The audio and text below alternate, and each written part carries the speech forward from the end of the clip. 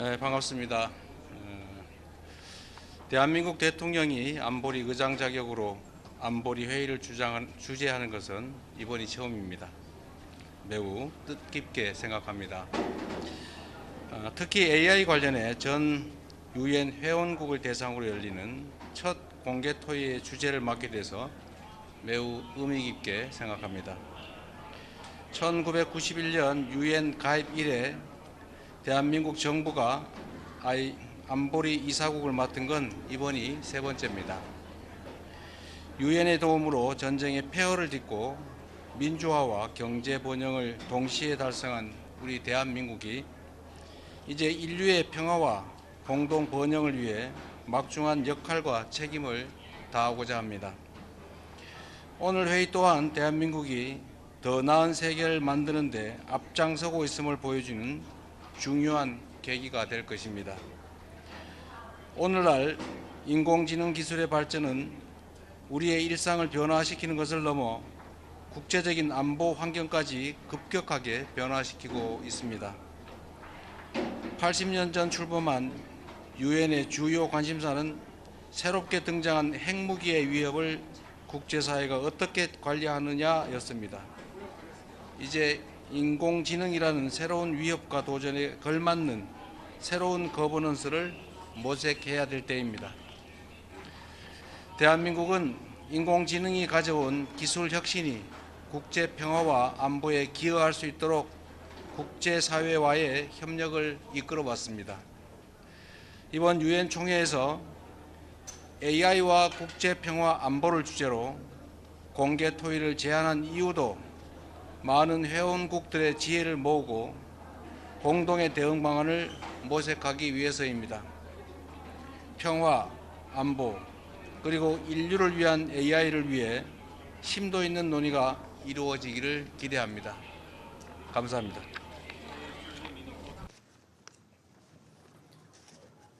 Thank you. Thank you, Mr. President of the Republic of Korea, Your Excellency Lee Jae-myung. Thanks for offering me the opportunity to speak with the Security Council today.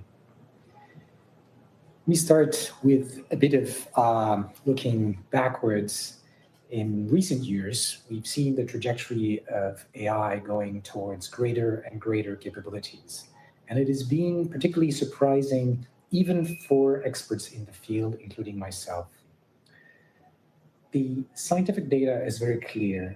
The ability of AI to solve tasks and to perform like humans and have agency have been advancing rapidly. Many researchers are concerned that as companies are starting to use AI to advance AI research, this could even accelerate. Of course, I don't have a crystal ball, and nobody knows what the future advances are going to be and how fast they will go, but we can look at the past trends, and if these trends continue, some AIs could surpass most humans across most cognitive tasks in as little as 5 years, maybe 10 years. This would be a radical change in the history of mankind. Trillions of dollars are being invested to develop AI further and further, and we're now seeing how quickly this technology is evolving, fundamentally transforming our economies and our societies, including the military. Yet, scientists still do not know how to design AIs that will not harm people, that will always act according to our instructions, that will comply with human rights and human dignity. We don't know how to do that. In a recent study that just came out, OpenAI concluded that AI hallucinations are unavoidable with currently known designs. If we don't learn how to build trustworthy AI, humans are under threat from AI misuse by bad actors or through the misalignment of AI systems with societal norms and laws. Advances in AI will offer ways to tackle some of society's biggest challenges, yet they will also introduce major risks to international peace and security. frontier AI systems will be extremely powerful if things continue according to the current trends. And misuse or careless use of this power by any individual, country, or company could create widespread disruption. I am currently chairing the International AI Safety Report, an international mandate following a resolution made by 30 countries, the EU, the OECD, and the UN. It is the first of its kind international report to set out an up-to-date, science-based understanding of the safety of advanced AI systems. It's being developed by more than 100 AI independent experts, and it's intended to provide a base of scientific evidence to inform policy. It identifies areas of scientific consensus as well as areas where there are different views or gaps in the current scientific understanding. I want to touch briefly today on the 3 risks outlined in the report that are particularly relevant to today's discussion. First, market and power concentration. AI models, which might be soon more capable or as capable as humans, could provide a strategic advantage on a global scale. This power could be used to create new powerful technologies and tip the balance in favor of a few companies, countries, or individuals, potentially enabling a disproportionate economic, political, or military concentration of power. Second, risks from malicious use. AI could also be used by malicious actors by lowering barriers to chemical and biological weapons development, facilitating cyber attacks, this is already happening, or helping design sophisticated persuasion and disinformation campaigns. And we see already AI capabilities in this respect improving fast. Third, the risk of misalignment and, at its extreme, the loss of human control to advanced AI. Again, we don't know currently how to reliably align and control the most advanced AIs, the ones that already exist. When they become more capable, this could have incredible consequences. Right now, this already causes serious issues, as we've seen with recent tragic incidents, for example, involving chatbots that are contributing to endangering individuals experiencing mental health crisis or making it easier to create deepfakes that could be very consequential for individuals as well as societies. If the capabilities of AI models continue to increase and eventually beyond human levels without scientific guarantees that they are safe and aligned with our intentions, I believe we could reach a point where AI could operate irreversibly outside of anyone's control, putting humanity as a whole at risk. We need to plan for these possibilities, even if their probability is small. We must be careful to not cede our collective human and national sovereignty to companies or the models they deploy, so that we can take the right and wise decisions as we move forward. We must act now to mitigate all of these risks together. This is not a problem confined to a single nation's border, but one that threatens all of us. We must mobilize our best minds and make substantial investments to innovate on both fronts of science and governance. On the science and technical side, we need to significantly increase global research endeavors focused on safe and trustworthy AI. I've recently launched my own project called Law Zero, a nonprofit to work on scientist AI, which tries to build AI so that it will be safe by design and provide a guardrail that checks that other AIs will satisfy our safety specifications, will behave according to our instructions. But we need many more such projects.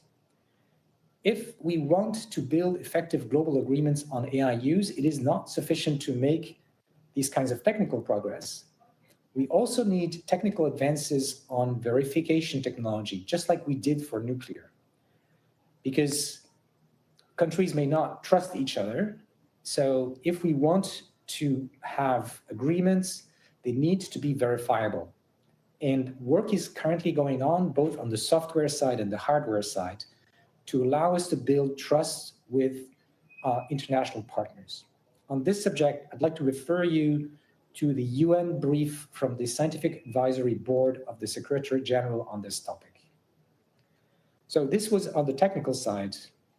On the governance side, earlier this week, with 200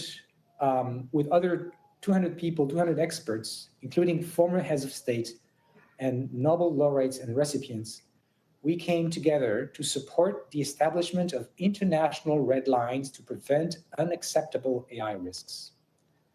Governments must have substantial visibility and control over these technological advances instead of letting very important decisions being taken behind closed doors. Transparency is the most important element that will increase public protection and the global interests. In addition, we need to innovate beyond the existing mechanisms of accountability and multilateral governance surrounding AI to make sure we achieve the three following goals. First, AI is developed safely by everyone on this planet. Second, AI is not abused to gain an unfair advantage over other nations or competitors. And three, we need to make sure that the benefits of AI are shared globally, for example, advances in medicine or the environment. If we develop and manage AI safely, it does offer extraordinary opportunities to improve human life and enhance our collective security, as we'll have the opportunity to discuss today. I'd like to end this with a few concluding thoughts that I have taken from the International AI Safety Report, stating the following. First, the future of general purpose AI, the most advanced or frontier AI, is uncertain. Many scenarios are possible. Second, both very positive and very negative outcomes are possible, which means we need to prepare for all the plausible scenarios, the positive ones and the negative ones. And much depends on how our societies and governments will act. AI does not happen to us. We, and particularly you, as decision makers, have the power to shape its trajectory so that it benefits the world. Thank you again for this opportunity. I look forward to discussing this important topic with you today. Thank you. 네, 우리 벤지오 교수님 브리핑 잘 들었습니다. 고맙습니다. 이제 최예진 스탠포드 대학의 인간 중심의 인공지능 연구소 교수님의 브리핑을 들어보겠습니다. Thank you, Mr. President, and the Secretary General, and distinguished members of the Security Council. It is such a privilege to join you today. As someone who grew up in South Korea and has devoted my career to advancing artificial intelligence, it is deeply meaningful to contribute to this very dialogue under the presidency of the Republic of Korea and at such a pivotal moment of global importance. I have spent more than 2 decades as a computer scientist, seeking to understand how machines might interpret the world in ways more like us humans do. My work asks whether intelligence can be built in forms that are not just powerful, but genuinely reflective of humanity. We stand today at an extraordinary inflection point. AI dazzles us with achievements that only years ago seemed impossible. In particular, I am deeply motivated by how AI is accelerating scientific discovery, from advancing medicine to exploring the natural world, to expand the horizons of human knowledge. But this promise is accompanied by scientific limits and societal choices. Today, I want to talk about one of those choices, choosing intelligence that is not only powerful, but accessible, robust, and efficient. Because when only a few have the resources to build and benefit from AI, we really leave the rest of the world waiting at the door. So my message to you today is simple. Let us expand what intelligence can be, and let everyone, everywhere, have a role in building it. The new need for new scientific frontiers. Scientific history shows us that breakthroughs rarely come from staying in the same lane. At critical moments, new methods and new ways of thinking open entire fields. In AI, however, much of the energy and the investment has converged on one model of progress, which is scaling. In recent years, developers have sought to build AI systems using ever larger data sets and computing power. This approach has delivered impressive results, while also leading to a reality where the most advanced models are built by a mere handful of companies in just a few countries. This concentration in the hands of a few really narrows both our science and who gets to shape it. When most of the world lacks the resources to experiment at the frontier, we lose a diversity of perspectives from researchers, institutions, and societies that could lead to important discoveries and pivots. The task before us, then, is to expand the frontier, to cultivate space for alternative approaches, to encourage curiosity-driven science, and to support bold exploration. Science has historically leapt forward when we have taken risks and opened the door for more voices to contribute to discovery. We can and must pursue alternative approaches to AI development that are more adaptive, more resilient, and broadly accessible to the global community. Striving for global access and representation in AI. Okay, so what might those alternatives paths mean in practice?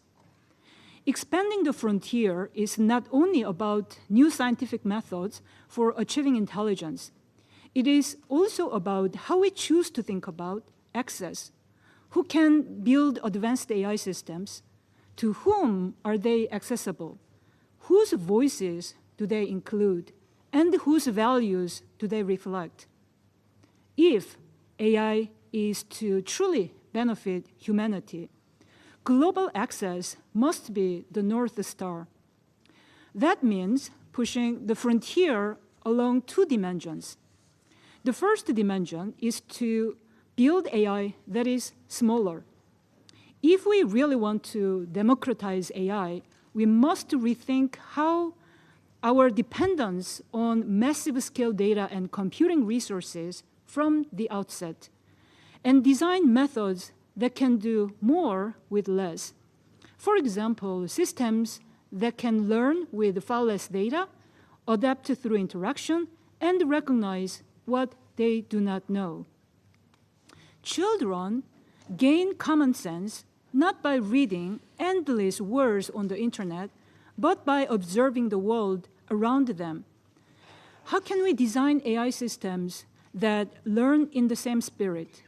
Models that achieve strong performance while lowering the barriers to entry would open the frontiers to researchers, institutions, and governments worldwide.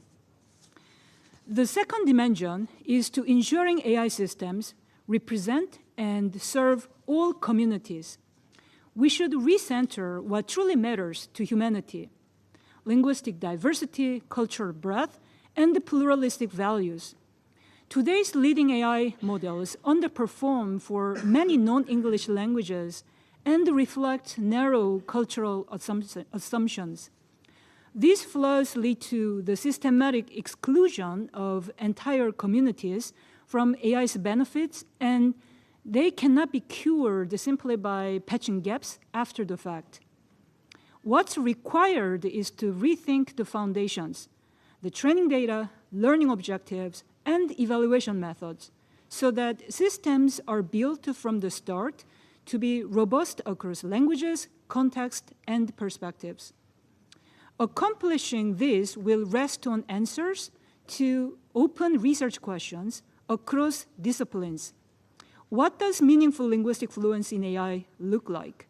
How do we measure value alignment across societies? Who must be at the table when decisions are made? These are only some of the questions we must address through interdisciplinary, cross-cultural collaboration. Every country and community has unique expertise to contribute, expertise that is indispensable when building AI systems that truly serve the world. So here's a call for bold and collective investment. I want to leave you today with 3 considerations for how all of us can begin to make inroads on these issues. First, invest in high-risk, high-reward science. Because market-driven forces tend to favor short-term, profit-driven research and development, governments and international bodies must fund bold experiments that look uncertain today, but promise to open new frontiers tomorrow. Second, build shared public AI infrastructure.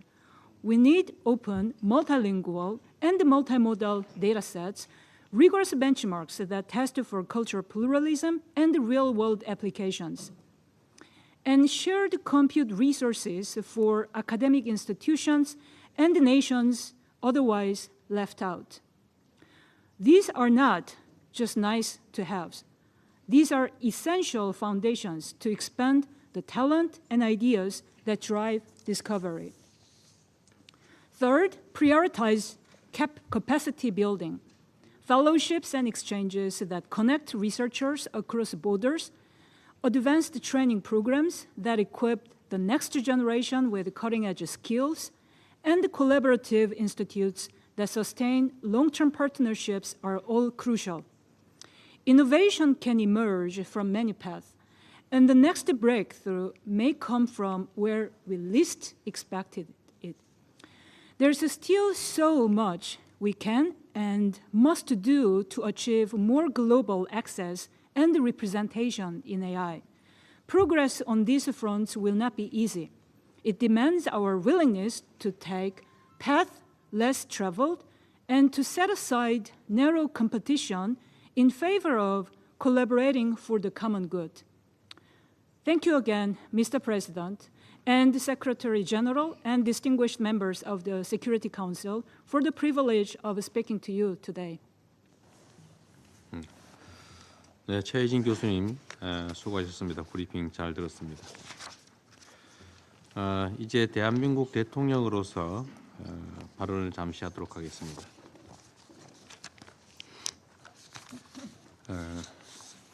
구테레시 사무총장님, 그리고 여수와 벤지오 교수님, 최혜진 교수님 세 분의 깊은 통찰이 담긴 말씀에 감사드립니다. 세 분 말씀을 듣다 보니 현재 AI는 새끼 호랑이와 같다라고 하던 제프리 힌튼 교수의 말이 떠올랐습니다.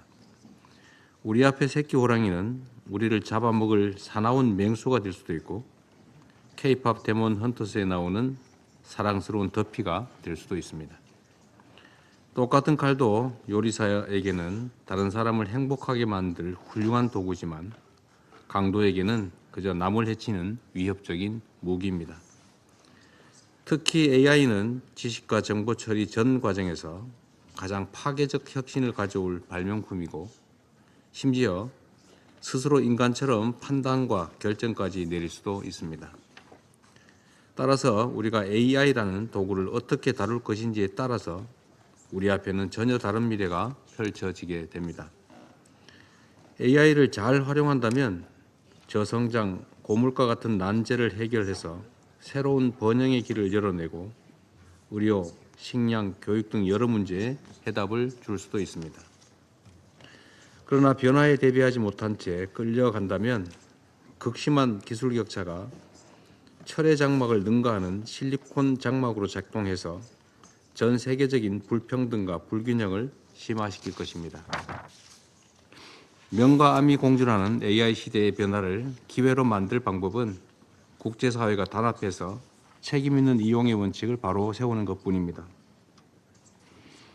만일 많은 전문가의 경고대로 인공지능이 인류를 위협하고 멸종시킨다면 아마도 그 이유는 우리가 이 거대한 변화에 걸맞는 인류 공통의 규범을 만들어내지 못했기 때문일 것입니다. 인공지능 기술력이 곧 국력이자 경제력이자 안보 역량인 시대, 과거 러다이트 운동처럼 기술 발전을 역행시키는 일은 가능하지도 않고 현실적이지도 않습니다. 유일하고도 현명한 대체는 국익을 위해서 경쟁하되 모두의 이익을 위해 협력하는 것입니다. 각국 정부와 학계, 산업계, 시민사회가 머리를 맞대고 지혜를 모아야 모두를 위한 AI, 인간 중심의 포용적 AI로의 혁신을 이뤄낼 수 있습니다. 특히 안보리의 역할과 책임이 더욱 막중해졌습니다. 수많은 사람의 삶과 생명이 달린 국제평화와 안보 분야에서 인공지능이 무궁무진한 잠재력과 가능성 그리고 동시에 위험성을 내포하고 있기 때문입니다. 정보, 정찰부터 군수, 기획까지 군사 분야 전반에서 정확성과 정밀성을 높이고 작전의 효율성과 지휘체계의 혁신을 주도하고 있습니다. AI를 잘만 활용하면 대량 살상무기 확산을 감시하는 등 분쟁을 예방하고 평화를 유지하는 훌륭한 도구가 될 수도 있습니다. 우리가 보낸 인도적 지원이 적재적소에 신속하게 도달하도록 만들어 국제평화와 안보를 튼튼히 하는 일에 기여할 수 있습니다. 그러나 이 무시무시한 도구가 통제력을 상실한다면 허위 정보가 넘쳐나고 테러, 사이버 공격이 급증하는 디스토피아의 미래를 피할 수 없을 것입니다. 인공지능발 군비 경쟁으로 안보 불안은 더욱 커질지 모릅니다. 안보리는 그간 테러리즘, 사이버 공격, 팬데믹 같은 진화하는 위협에 적극 대처하며 국제사회의 방향과 비전을 제시해 왔습니다. 이제 인공지능 시대의 변화한 안보 환경을 분석하고 공동의 대응 방안을 찾아내야 합니다. 대한민국은 글로벌 책임 강국으로서 AI가 인류의 지속 가능한 미래를 만드는 훌륭한 도구가 될 수 있도록 국제사회와의 협력을 주도하는 길에 앞장설 것입니다. 대한민국은 이미 지난해 네덜란드와 함께 유엔 총회 최초로 군사 분야 AI 결의안을 상정하고 AI의 책임 있는 군사적 이용에 관한 고위급 회의를 개최했습니다. 그 외에도 유엔 평화유지군의 허위정보 대응 역량 강화를 지원하였고 인권이사회 이사국으로서 신기술과 인권에 관한 결의를 주도했습니다. 지난해 5월 AI 서울 정상회의에서 서울선언을 채택하여 안전, 혁신, 포용의 3대 비전을 제시하기도 했고 APEC 의장국으로서 인공지능의 혁신이 인류 번영에 기여할 수 있도록 APEC AI 이니셔티브 채택을 추진하고 있기도 합니다. 이런 과정을 통해 무엇보다 기술 발전의 혜택을 함께 누리는 AI 기본사회, 모두의 AI가 새로운 시대의 뉴 노멀이 될 수 있도록 더욱 노력하고 있습니다. 각국 대표 여러분, AI가 불러올 문명사적 대전환 앞에서 인류는 오랜 역사 동안 함께 지켜온 보편 가치를 지켜내야 할 중요한 변곡점을 지나고 있습니다. 인류 문명은 늘 도전에 맞서 응전해왔고 어떤 절망을 마주해도 더 나은 세계를 향해 나아가겠다는 희망을 잃지 않았기에 지금의 진보를 만들어낼 수 있었습니다. 위기 속에서도 언제나 세계 평화와 공동 번영의 길을 찾아온 유엔의 빛나는 역사에 그 답이 있습니다. 우리 앞에 주어진 새로운 시대적 사명을 마다하지 맙시다. AI가 가져올 변화를 인류가 재도약할 발판으로 만들어냅시다. 경청해 주셔서 감사합니다.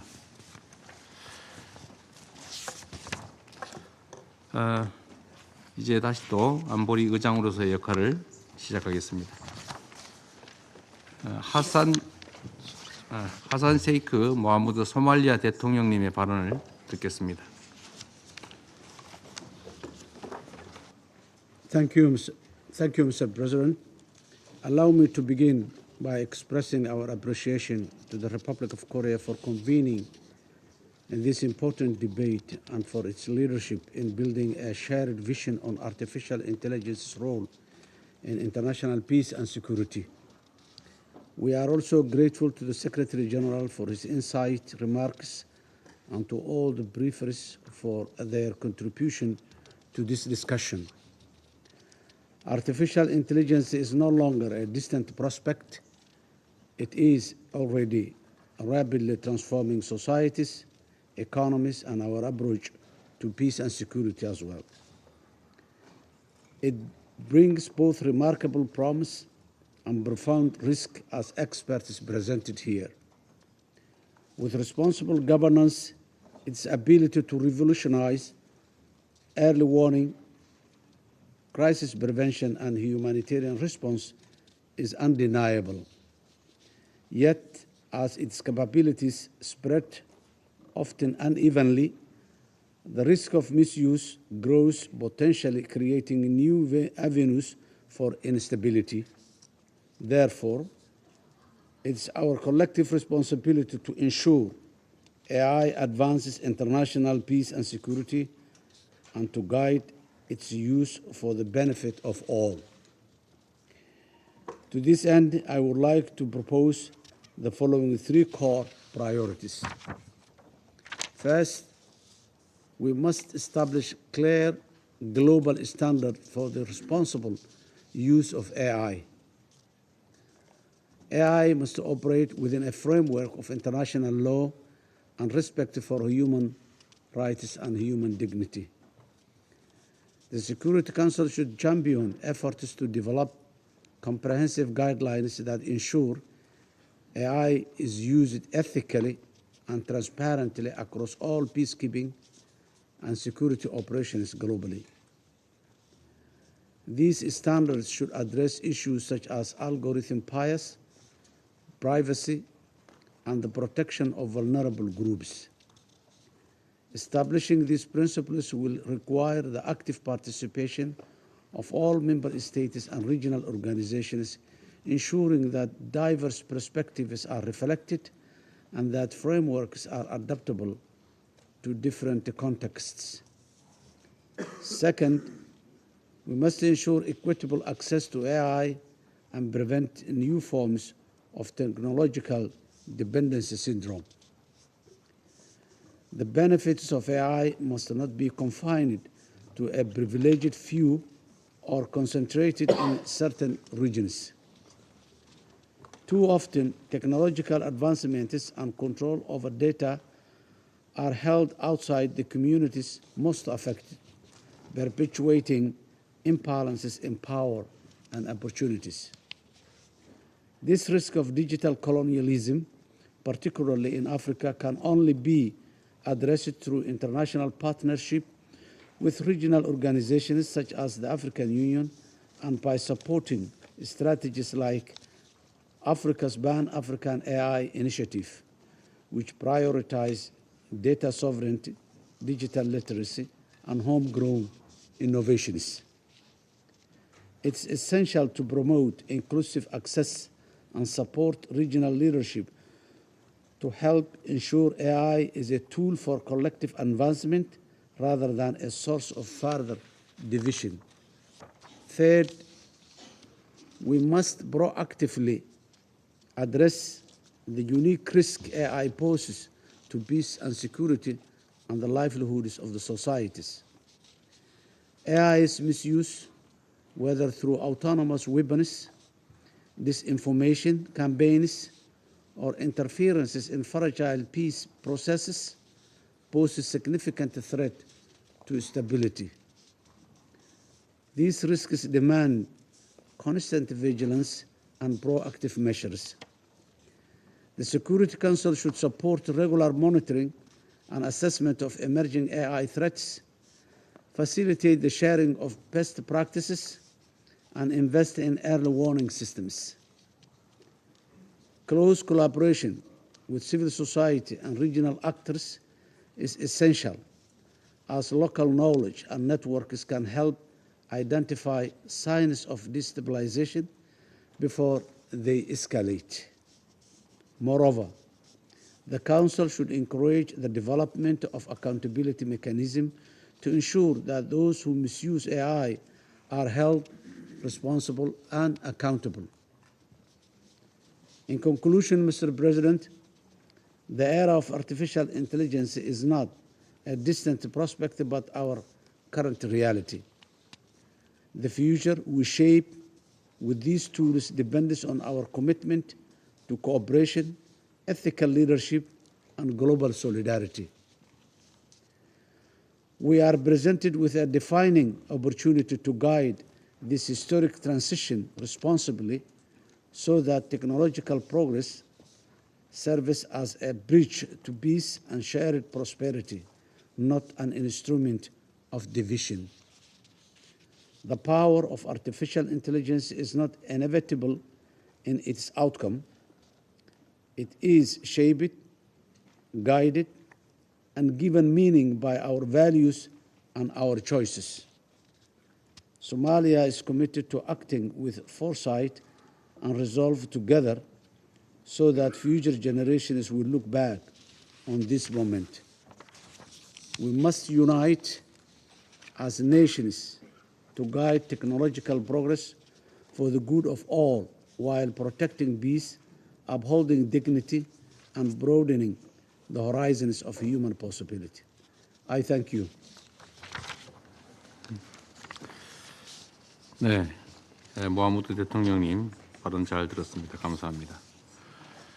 다음엔 나타샤 피르츠 무사르 슬로베니아 대통령님의 발언을 듣겠습니다. Thank you, Mr. President, and let me begin by extending our gratitude to the Republic of Korea for convening today's open debate. I would also like to welcome and thank the Secretary General, as well as Mr. Bengio and Mrs. Choi. Mr. President, in my previous life, I was a lawyer dealing with human rights. Especially, I was connected to data protection, so heavily involved in the development of modern technologies, and this is why this topic is very, very close to my heart. And I've learned something regarding artificial intelligence. Artificial intelligence is neither artificial nor intelligent. It's not artificial because it only possesses the knowledge that we gained through the centuries. And it's not intelligent because it hallucinates all the time. And if artificial intelligence is going to hallucinate in automotive weapons connected to AI, then nothing good will happen at the end. Mr. President, since my last visit to the Security Council 2 years ago, the world has witnessed the growing digitalizations of warfare. Contemporary conflicts from Gaza, Sudan, and Ukraine have become testing grounds for the military use of new technologies. Soldiers on the ground can commit terrible acts against others. Some may develop a guilty conscience over the years. Some former combatants even apologize to those they harmed. Algorithms, armed drones, and robots created by humans, however, have no conscience. We cannot appeal to their mercy or beg them to spare their loved ones. This is the world in which technology is increasingly determining humanity's fate. One must agree with the Secretary General that artificial intelligence represents both an existential threat and one of the greatest opportunities of our generation. One might even add that AI can also pose a risk to our daily lives. As with many things, excess never does any good. Just as an excessive use of social media can create dependency, excessive reliance on AI calls into question of our own intellect, our capacity to think, and our ability to make independent decisions. It is like our muscles. If we don't exercise them regularly, they atrophy. On the other hand, there are countless tasks that AI can perform more accurately and efficiently. Its solutions are based on quantities of data far beyond human capacity to process. In supporting UN peace operations, AI can assist with multilingual translation, summarizing field reports, planning routes and optimizing logistics, as well as consolidating overlapping or fragmented information into a coherent picture. For conflict prevention, AI can be harnessed positively to identify food insecurity and predict displacement caused by extreme events and climate change. Mr. President, we acknowledge and welcome the important discussions taking place within the United Nations on the use of lethal autonomous weapon systems and on AI in the military domain. We thank the Republic of Korea for its leadership on the latter. As an expert has warned, the three biggest risks involved in the development of AI-powered weapons are, first, these weapons may make it easier for countries to become involved in conflicts. Second, non-military scientific AI research may be censored or co-opted to support the development of such weapons. And third, militaries may use AI-powered autonomous technology to reduce or deflect human responsibility in decision-making. From the perspective of the UN, the cornerstone of the system of collective security, AI has already become a reality with a visible impact not only on peace and security, but also on its other two pillars, human rights and development. It has not only entered the battlefield. The AI can be misused in so many ways. Through AI-accelerated cyber attacks, its proliferation in terrorism and organized crime, or its environmental impact. This further exacerbates threats to international peace and security. Therefore, Mr. President, this debate is timely. The far-reaching impact on AI on international peace and security, by its very nature, requires action by the Security Council, which bears the primary responsibility under the UN Charter for the maintenance of international peace and security. The Security Council must be prepared to respond to the impact of AI on global peace. I trust that today's meeting is just one of many activities in the Security Council and the United Nations system to discuss the presence of AI in international relations. To this end, Slovenia calls for regular briefings by the Secretary General to the Security Council on developments in the field of artificial intelligence that affect international peace and security so that the relevant risks can be recognized, understood, and, above all, addressed. We further call for the inclusion of discussions on AI-related risks on the Security Council agenda to ensure the protection of civilians, humanitarian aid and UN personnel, as well as the effective implementation of mandates for peace operations. We are also willing to consider concrete actions by the Security Council, including recognizing that decision-making on AI must be guided by international law, in particular international humanitarian law and international human rights law, as well as ethical principles to ensure its responsible use in maintaining and promoting international peace and security. To conclude, Mr. President, While we address the risks of AI, it is crucial to remember that behind every algorithm and every automated decision stands a human being who wrote the code. This simple fact underscores the central principles of human responsibility and accountability, principles that must remain at the heart of both our national approaches and our multilateral efforts. And just to say one more sentence, Professor said that transparency is of significant importance. Without transparency of algorithms, the supervisions of AI systems is not going to be possible.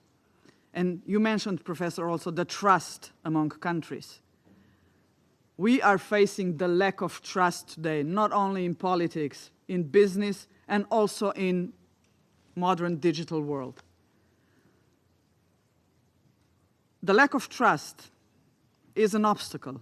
And if it's going to be an obstacle, at the end, the lack of trust and obstacles are going to be so big that we will all lose. So let this be my final word, and thank you for inviting me here to the Security Council, and I wish you all the best in the future work, Mr. President. Thank you.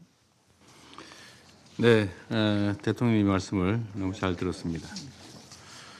이번에는 키리아코스 미초타키스 그리스 총리님의 발언을 들어보겠습니다. Thank you, Mr. President. I wish to begin by congratulating the Republic of Korea for convening this important meeting of the Security Council on Artificial Intelligence and International Peace and Security. Also thank the two professors for their very insightful introductory remarks. Today's debate builds on the Area Formula meeting that Greece co-organized last April with France, with the Republic of Korea, offering us the opportunity to further reflect on a topic that will undoubtedly shape our discussions for years to come. There is now, I think, a broad consensus on the close interplay between artificial intelligence and the maintenance of international peace and security.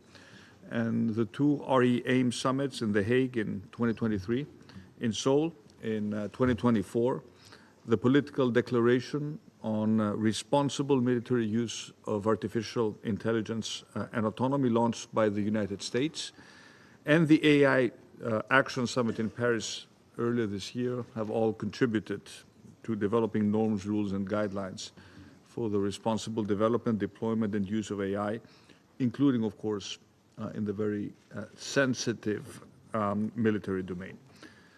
AI is not just another tool, it's a general purpose capability with the potential to both empower and destabilize. In the right hands, it can strengthen peacekeeping, it can improve early warning systems, it can accelerate humanitarian relief, just to offer a few examples.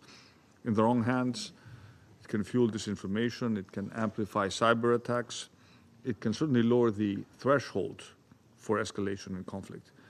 AI is by nature a dual-use technology, and it means that our collective security increasingly depends on the choices we make. Mr. President, our discussion today is particularly timely as it comes just weeks after the release of the Secretary General's first report on artificial intelligence in the military domain and its implications for international peace and security. This was, I think, a milestone in our collective effort to address the profound implications of AI on peace and security. And building on this crucial momentum, we must recognize a fundamental truth that for our rules-based international order to remain relevant, it must adapt. Just as past institutions, generations build new institutions to govern nuclear energy, but also nuclear weapons and arms control, so too we now must develop new mechanisms to ensure that AI innovation reinforces not just peace and security, but also human dignity. And this, of course, requires international cooperation, transparency, and a renewed commitment to the principles of the UN Charter. At the same time, we must be candid. Preserving peace does not mean ignoring the realities of power. Malign actors are racing ahead in developing AI capabilities. And if we are to protect our citizens, uphold deterrence, and maintain stability, we too must responsibly invest in defensive security applications of AI, but always in line with international law and always with a commitment to human oversight. So this is not a call for a new arms race, but a recognition that peace is hard-won. It's harder to safeguard and hardest of all to preserve. Ladies and gentlemen, we stand at an inflection point.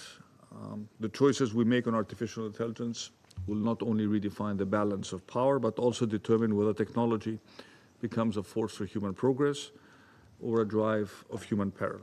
And the Security Council itself must rise to the occasion, just as it once rose to meet the challenges of nuclear weapons, the challenges of peacekeeping, so too now it must rise to govern the age of AI. And Greece believes the United Nations carries a historic responsibility to charter a path where innovation strengthens peace, where responsibility tempers power, and where technology serves humanity's highest aspirations. And let's make sure that artificial intelligence becomes not a source of rivalry and division, but a cornerstone of a more secure, more just, and more peaceful world. Thank you. 네, 미쇼타키스 총리님의 발언 핵심적인 말씀 잘 들었습니다. 다음에는 데이비드 라미 영국 부총리님의 발언을 들어보겠습니다.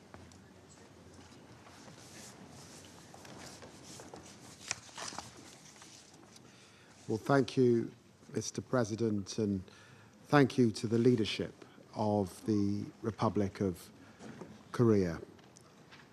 Friends, colleagues, there is an urgency to this debate.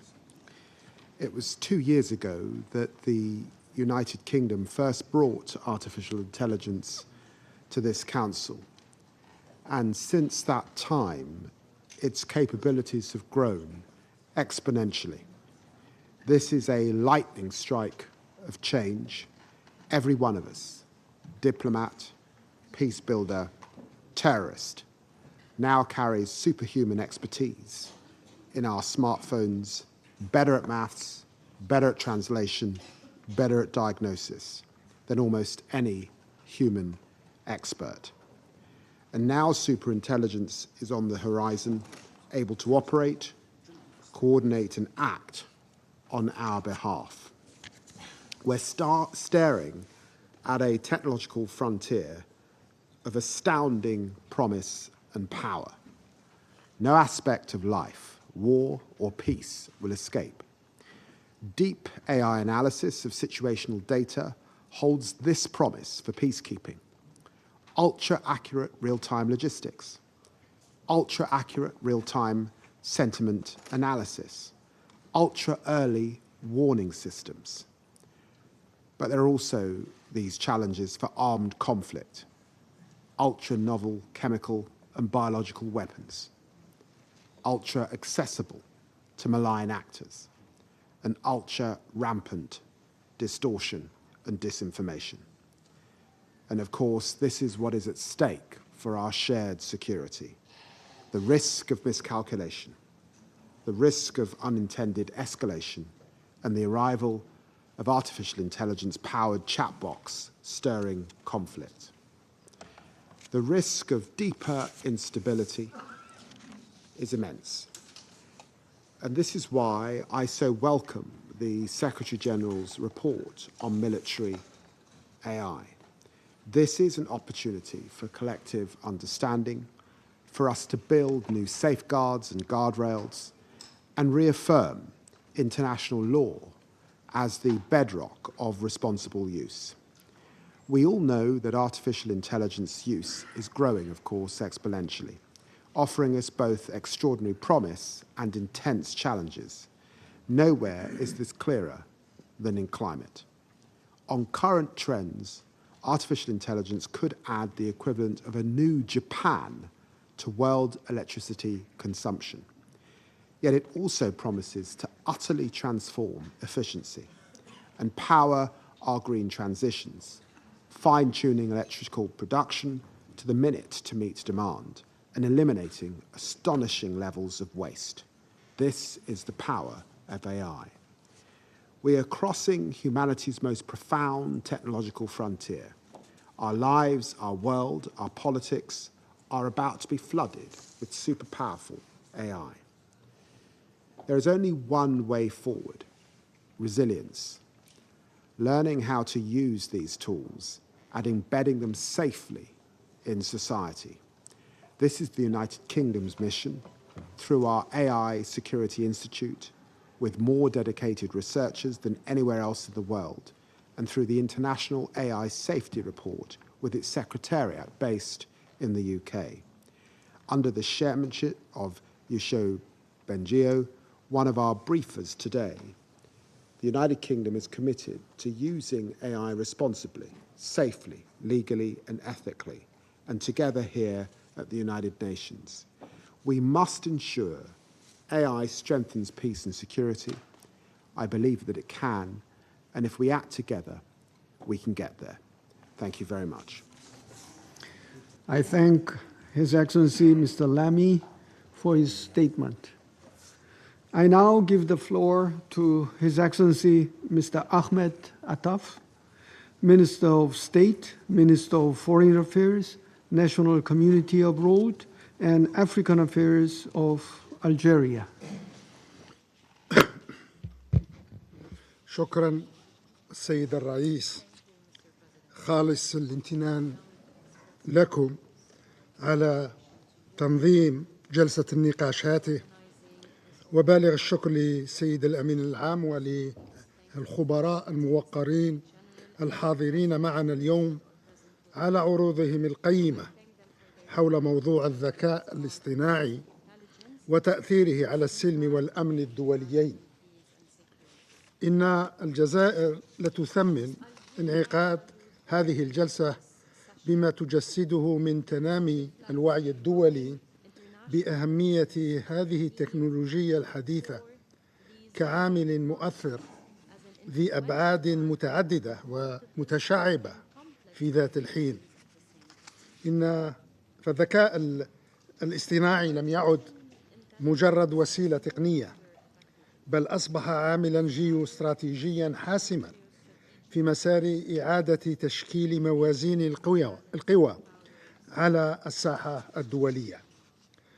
والذكاء الاصطناعي لم يعد مجرد مشروع واعد للإنسانية، بل أضحى يطرح العديد من التحديات القانونية والأخلاقية، بل وحتى الأمنية التي تمس بسيادة الدول وتماسك مجتمعاتها.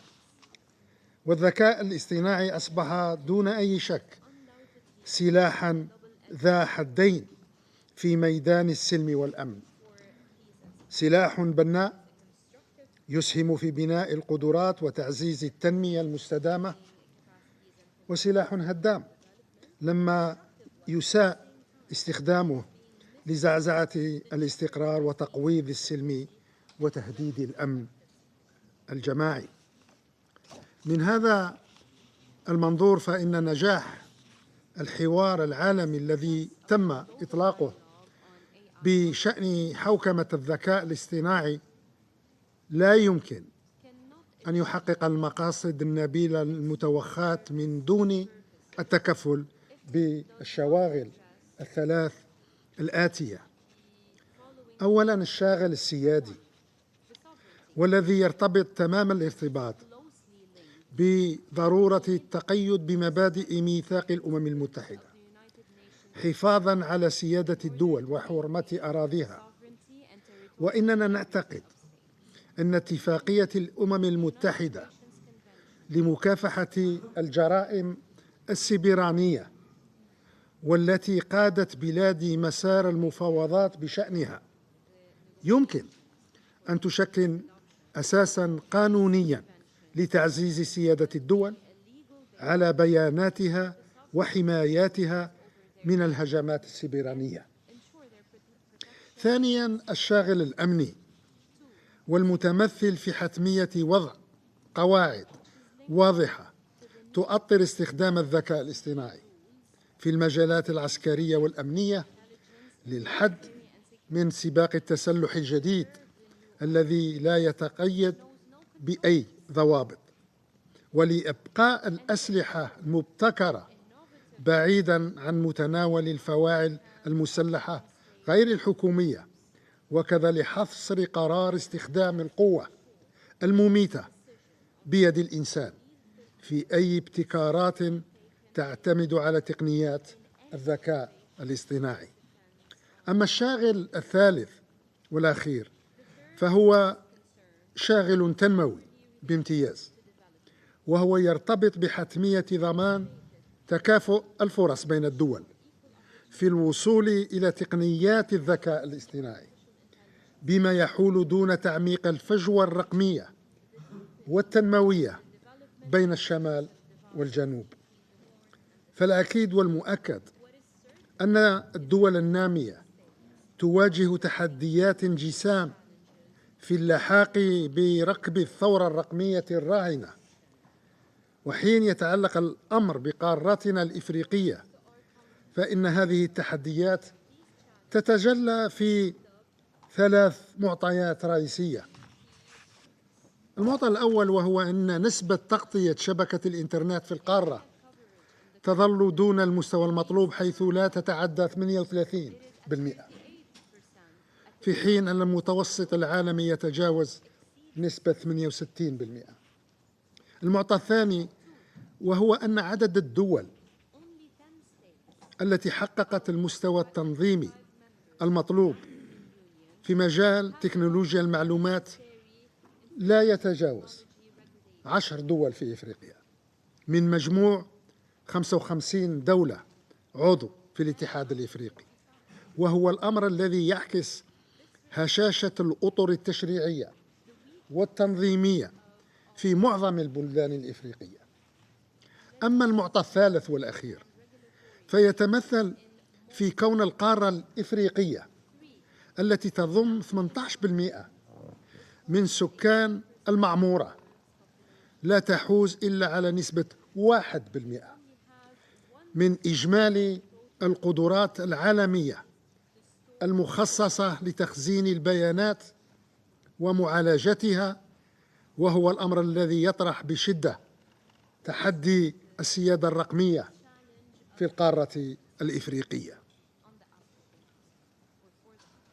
إن هذه التحديات ليست بالمعضلات غير القابلة للحل، بل على العكس من ذلك هي نقائص يمكن تحويلها بالعمل الجاد إلى فرص حقيقية لتدارك التأخر الذي سجلته قارتنا في هذا المجال.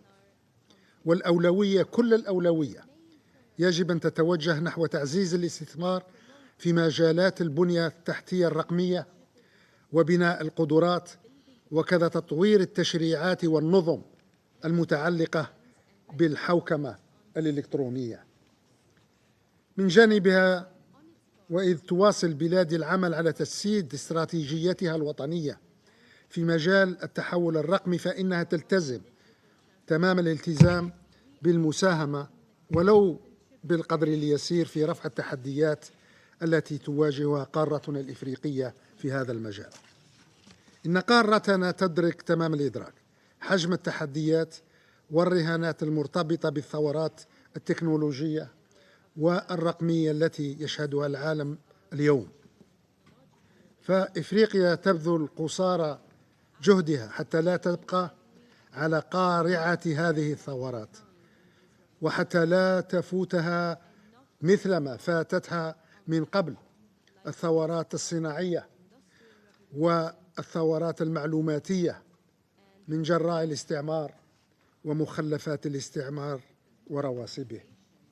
وإفريقيا تسعى بكل مسؤولية لبناء شراكات دولية ناجعة ونافعة، شراكات تسهل لحاقها بركب الثورات الراهنة وتمكنها من الإسهام في صياغة مضامين هذه الثورات ومضامين الحوكمة المتعلقة بها. لكن إفريقيا بالمقابل ترفض مطلقاً أن يتم تحويلها إلى حقل تجارب لتطوير هذه التكنولوجيات واختبار استعمالها لا سيما في المجالات الأمنية والعسكرية، وهي عازمة على تفادي تكرار مآسي الماضي وتداعياته المريرة التي كلفتها الكثير. شكرا السيد الرئيس. I thank His Excellency Mr. Attaf for his statement. I now give the floor to His Excellency Mr. Hugh Hilton Todd, Minister for Foreign Affairs and International Cooperation of Guyana.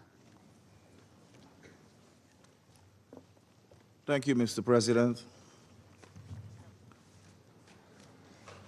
Excellency, thank you for convening this open debate to discuss the complexities and impacts of artificial intelligence, AI, and to underscore the need for its responsible use in the context of international peace and security. I also thank His Excellency Antonio Guterres, Secretary General of the United Nations, and the briefers for their presentations. Mr. President, the advent of artificial intelligence presents several opportunities for international peace and security, including for conflict prevention, peace building, disaster prediction and response, as well as cybersecurity, among others. The misuse of AI can also present many challenges for international peace efforts, including through cyber warfare, exploitation of weapons of mass destruction, privacy infringements, and the proliferation of automated weapons. Maximizing the opportunities and minimizing the risks of the use of AI should continue to be at the forefront of our discussions. In Guyana, we have been preparing ourselves to seize these opportunities. We are integrating AI through our digital transformation strategy and are also actively involved in the development of a regional AI policy roadmap with the support of the Caribbean AI Task Force. This is to ensure that the countries of the Caribbean are not only prepared for the global AI revolution, but are actively involved in shaping its direction in alignment with our priorities, values, and development goals. Mr. President, the conversations on AI governance are complex. In examining the complexities and promoting the responsible use of AI, I offer the following points. First, harnessing AI to advance peace and security requires a structured approach that involves robust regulation in line with international law. The use of AI must be grounded in inclusive and equitable international standards to strengthen global cooperation and regulate its military use, among other areas. The recent decision by the General Assembly to establish 2 global AI governance mechanisms is a positive step in this direction. These are good entry points for the Security Council to contribute to efforts aimed at utilizing AI tools in peace and security. So, inter alia, identifying signs of possible conflict, monitoring mis- and disinformation, risk assessment in peacekeeping operations, and respond to cyber attacks against critical infrastructure. We also stress the use of AI tools in addressing global challenges such as climate change and food insecurity, which often exacerbate conflicts. States should also consider ways in which AI could be harnessed for national security as a direct contribution to global peace and stability. For its part, Guyana is developing a framework for AI digitization focused on AI governance, cybersecurity, and data ethics. This is fundamental for socioeconomic development, which itself is a necessary corollary for peace and stability. Second, the misuse of AI poses a threat to international peace and security. In the current global context, geopolitical context, there has been increased use of AI systems, including by non-state actors, for illegal purposes. These include cyber attacks against critical infrastructure and creating fear by spreading misinformation. Autonomous weapon systems, in particular, are accessible, inexpensive, and easy to produce, making it easier for non-state actors to exploit and use them for violent purposes and to carry out disinformation campaigns in conflict areas. The Security Council, therefore, has a responsibility to ensure the responsible use of AI. Third, AI has been used by parties to evade obligations established by the Security Council, a trend that is becoming worrisome. It has been used to circumvent sanctions, increase tensions, and reduce the chances of securing ceasefire agreements. To counter these threats, the Security Council can utilize AI tools for the implementation of its resolutions. With its predictive analytical features, AI can help improve implementation of the sanctions by detecting whether they are being evaded or violated, monitor compliance with resolutions, counter mis- and disinformation that could undermine peace efforts, and track ceasefire violations. Fourth, while noting the destructive use of AI in conflicts, we acknowledge that its responsible use can be helpful in peace-building efforts and in peace-building operations. Integrating AI considerations and ethics into peacekeeping mandates will ensure the use of AI tools in peacekeeping operations are transparent, responsible, and accountable. The promotion of AI capacity building for peacekeepers would also enable the missions to be effectively equipped to track AI-driven threats, including those targeting critical infrastructure and civilians. Mr. President, in conclusion, briefings such as this one are useful in advancing the discussions on understanding the benefits and risks of the use of AI in advancing global peace and security. To this end, the Council should work proactively towards mitigating the risks to advance international peace and security and to ensure a more safe and secure world for all. I thank you. I thank His Excellency Mr. Todd for his statement. I now give the floor to His Excellency Mr. Xavier Martinez Acha Vasquez, Minister for Foreign Affairs of Panama. Gracias, presidente. Excelencias, Panamá felicita a la República de Corea por la convocatoria de esta reunión.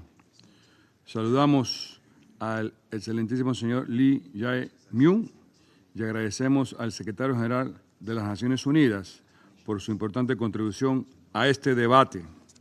Además, agradecemos a los expositores por sus valiosas intervenciones sobre uno de los desafíos más disruptivos que enfrenta el sistema de seguridad colectiva del siglo XXI, el desarrollo de la inteligencia artificial.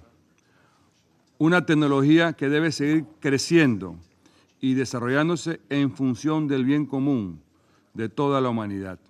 Y en ese sentido, tenemos la responsabilidad de garantizar que la inteligencia artificial sea una herramienta que contribuya a la paz, al desarrollo humano, a la equidad y a una innovación responsable y jurídicamente coherente.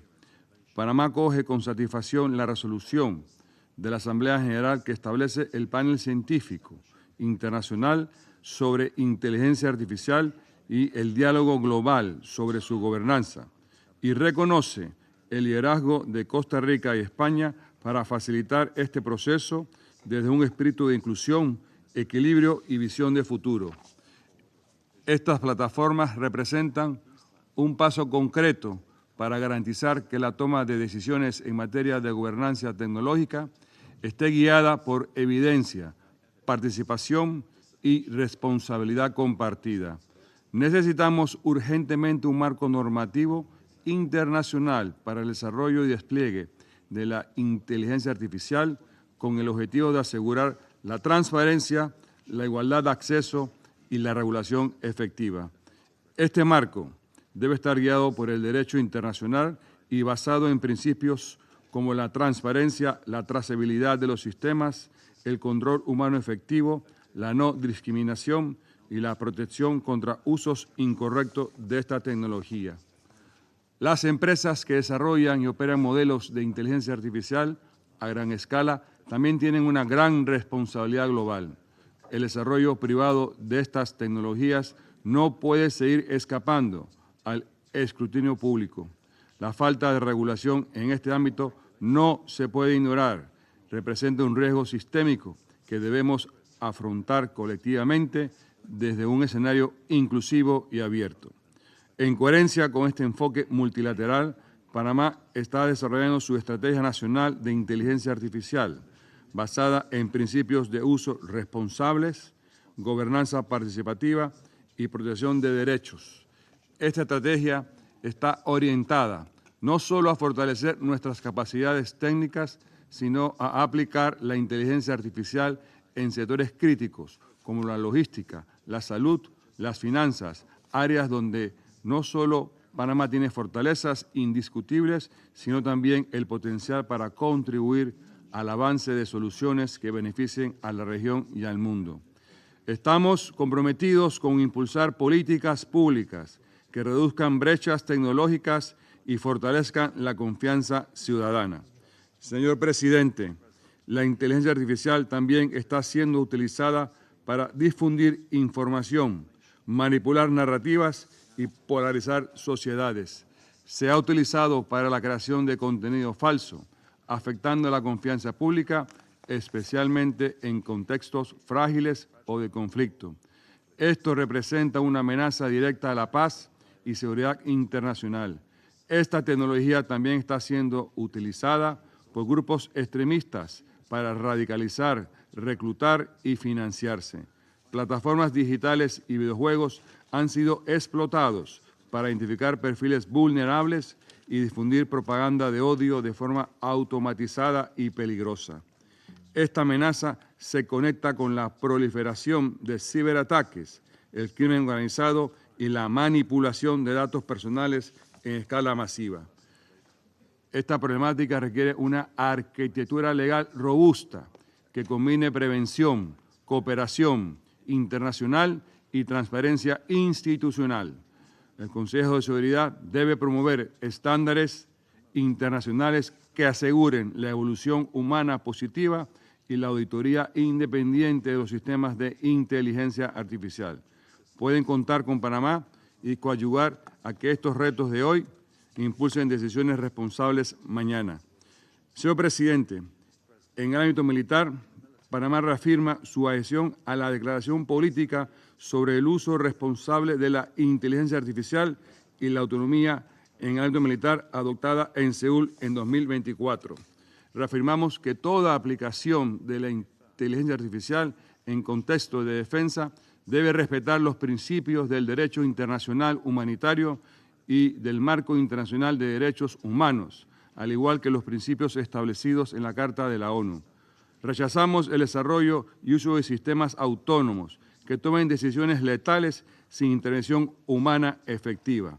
La supervisión humana debe ser asegurada en todas las etapas críticas. No hacerlo equivale a delegar la responsabilidad jurídica y moral a una máquina. Es que la inteligencia artificial no se trata solo de cómo entrenamos a las máquinas, sino de cómo decidimos gobernarlas. Si no estamos ahora, los vacíos normativos serán llenados por quienes priorizan el control sobre la equidad, la ganancia sobre la justicia y el poder sobre la paz. Desde Panamá, con un firme espíritu humanista, estamos convencidos que la inteligencia artificial representa uno de los mayores desafíos y oportunidades de nuestros tiempos. La inteligencia artificial puede ser un motor de progreso, justicia social y cooperación global, o un gran riesgo de exclusión, de desigualdad y de conflictos. Para Panamá, el valor fundamental es claro: la inteligencia artificial debe estar al servicio del ser humano, nunca por encima de él. La dignidad y los derechos humanos y la paz deben guiar cualquier desarrollo o aplicación de la inteligencia artificial. Esta jamás puede ser utilizada como arma de manipulación, control o violencia, sino como un instrumento para aliviar el sufrimiento, mejorar la educación, fortalecer los sistemas de salud y proteger nuestro planeta, siempre con la paz. Este Consejo de Seguridad no fue creado para observar pasivamente los cambios del mundo, fue creado para darles dirección. Panamá cree que el liderazgo en inteligencia artificial no se mide por la cantidad de datos que se posee, sino por la voluntad colectiva de poner esa tecnología al servicio de la humanidad. Muchas gracias, presidente. I thank His Excellency Mr. Acha Vasquez for his statement. I now give the floor to His Excellency Mr. Timothy Musa Kappa, Minister for Foreign Affairs and International Cooperation of Sierra Leone. Mr. President, let me at the outset welcome you, Excellency Mr. Lee Jae-myung, President of the Republic of Korea, to the Security Council. And I thank you and the Republic of Korea for convening this important and timely discussion on artificial intelligence and international peace and security. Mr. President, Africa has always been in the docks of despair and suffering at the wake of every critical invention. Whether it was the advent of naval technology, which saw the bundling of Africans from the African continent to different parts of the world into slavery, to the invention of the gunpowder that decimated Africans in the 19th and 20th century. Therefore, Mr. President, this topic is not only important to us as Africans, but it's quite visceral. On that note, let me thank Mr. Antonio Guterres, the Secretary General of the United Nations, and the two briefers for their insightful briefings. According to the Brookings Institute, the term artificial intelligence refers to machines that respond to stimulation consistent with traditional responses from humans, giving the human capacity for contemplation, judgment, and intention. AI thus has the ability to understand language, plan, recognize objects and sounds, learn, and solve problems. This attribution of human-like capabilities to artificial intelligence is what makes it both promising and alarming, specifically for international peace and security. According to the Secretary General, in his most recent report of 2nd July 2025 on innovative voluntary financing options for artificial intelligence capacity building, AI is a foundational general-purpose technology that will shape economic outcomes, societal well-being, and global equity for decades to come. Indeed, AI holds outstanding potential for supporting inclusivity and reducing inequalities in advancement of sustainable development and in addressing causes of conflict rooted in delayed development, and conversely, by the same token, the risk of further widening the gap between developing and developed nations and further exacerbating the root causes of conflict. Mr. President, in 2023, 120 member states co-sponsored and all 193 member states of the United Nations joined consensus and adopted the first General Assembly resolution, setting out a common framework for safe, secure, trustworthy AI.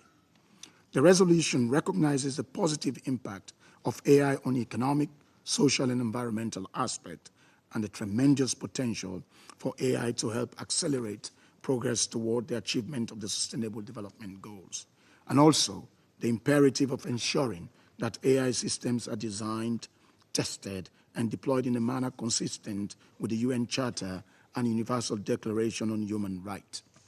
The resolution emphasizes that AI should not be used to undermine peace or repress human rights. Additionally, the UN Global Digital Compact that was adopted last year holds much promise for the acceleration of the implementation of the relevant aspirations of the African Union Agenda 2063 and the Sustainable Development Goals through technological innovation. In June 2024, African nations adopted the landmark Continental Artificial Intelligence Strategy and African Digital Compact. This strategy envisions the establishment of strong research institutions that will promote our development models and broaden investment in African youth to generate specialized capabilities in the fields of technology and position Africa in the global AI landscape.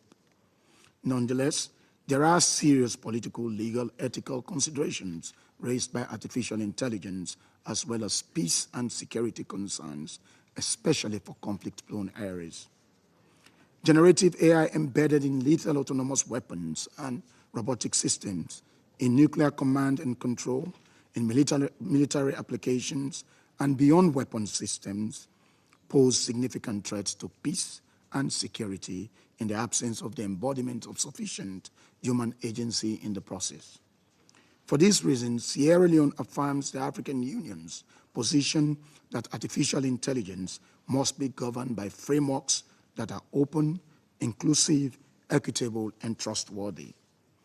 The African Union's Continental Artificial Intelligence Strategy and the African Digital Compact adopted in 2024 are timely and visionary. They emphasize responsible AI development aligned with regional needs and ethical imperatives. At the AU's 1266 Peace and Security Council meeting held on 19th March 2025, African member states reiterated the need for multilateral action to ensure AI promotes peace, security, and sustainable development on the continent. Since the majority of AI creation and regulation development is presently concentrated within a few countries, it will be necessary to construct a global governance framework to limit the adverse consequences of a few countries and private companies wielding such immense power over the rest of the world. At the national level, Sierra Leone has taken proactive steps.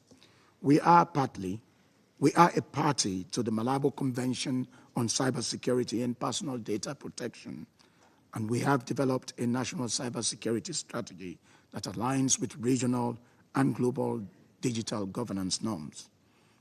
This strategy emphasizes ensuring digital technologies such as AI not to become tools of exploitation or instability. We are also in the process of developing a national artificial intelligence framework with a focus on ethics, inclusion, and peace-oriented innovation. This framework aims to strengthen national institutions' capacity to understand, govern, and responsibly deploy artificial intelligence. Mr. President, to address the complexities, multifaceted impact, and responsible use of AI, especially in peace and security domain, we must prioritize prevention uses, that is, deploying AI for early warning, conflict analysis, climate resilience, and humanitarian response, particularly in regions of acute vulnerability. Let me therefore emphasize that the Security Council has a critical role in ensuring responsible application of AI in the context of maintaining international peace and security. The Council can encourage best practices in peace operations, promote safeguards to retain human agency in military uses, and ensure compliance with international law and international humanitarian law. Furthermore, the unregulated weaponization of AI, its diversion to non-state actors, and the destabilizing effect of AI-driven disinformation must be addressed through global accountability frameworks and rapid response mechanisms. The Security Council does complement wider UN effort, promoting coherence with the General Assembly, the Global Digital Compact, and regional frameworks such as the African Continental AI strategy. In light of the foregoing, let me share 4 key recommendations.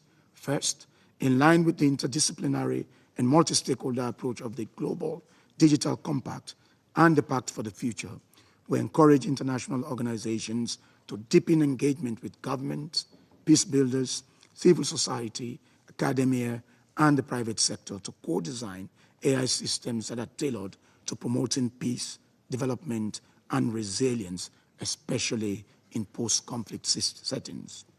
Second, there is a need to establish global norms and principles that hold both state and non-state actors accountable for deploying or developing AI systems with foreseeable risk of undermining peace, fueling conflict, or violating international law. This must include outright prohibition of use of tools integrating generative AI against civilians and civilian infrastructure, safeguards against militarization of AI, accountability for misuse, and rapid response to establish misuse and the retention of human agency in the use of AI in the military domain. Third, we are concerned that much of AI development and regulation remains concentrated in a small number of countries and private entities. We call on the United Nations to lead in shaping an inclusive and equitable governance architecture that addresses this imbalance. Measures must be taken to avoid entrenched digital inequality, algorithmic biases, and the concentration of AI capabilities in ways that exclude countries in the global south. The Pact for the Future rightly emphasizes capacity building, technology transfer, and equitable access as prerequisite for shared digital progress. Investing in AI literacy, digital skills, and ethical innovation ecosystems in developing countries is essential for promoting asymmetries that could widen geopolitical and digital divides. In this context, there is a need for upgrade in national cybersecurity capabilities and strategies in line with the impending risk posed by AI solution, while continually assessing AI's contributions in modern warfare. Finally, despite the rapid uptake of AI technologies in various sectors, there is a clear lack of empirical data on the extent and impact of AI applications in conflict settings. Sierra Leone calls for a comprehensive global mapping and risk assessment of AI use in military and peace and security domains. This should be done in order to inform appropriate regulation, safeguards, and cooperative frameworks, as well as facilitating continual updates and vigilant monitoring. Mr. President, Sierra Leone also urges that all AI development be rooted in these key fundamental principles: transparency, fairness, inclusivity, accountability, and respect for human rights. Those designing the most advanced AI models must be vigilant in addressing algorithmic biases and discriminatory outcomes.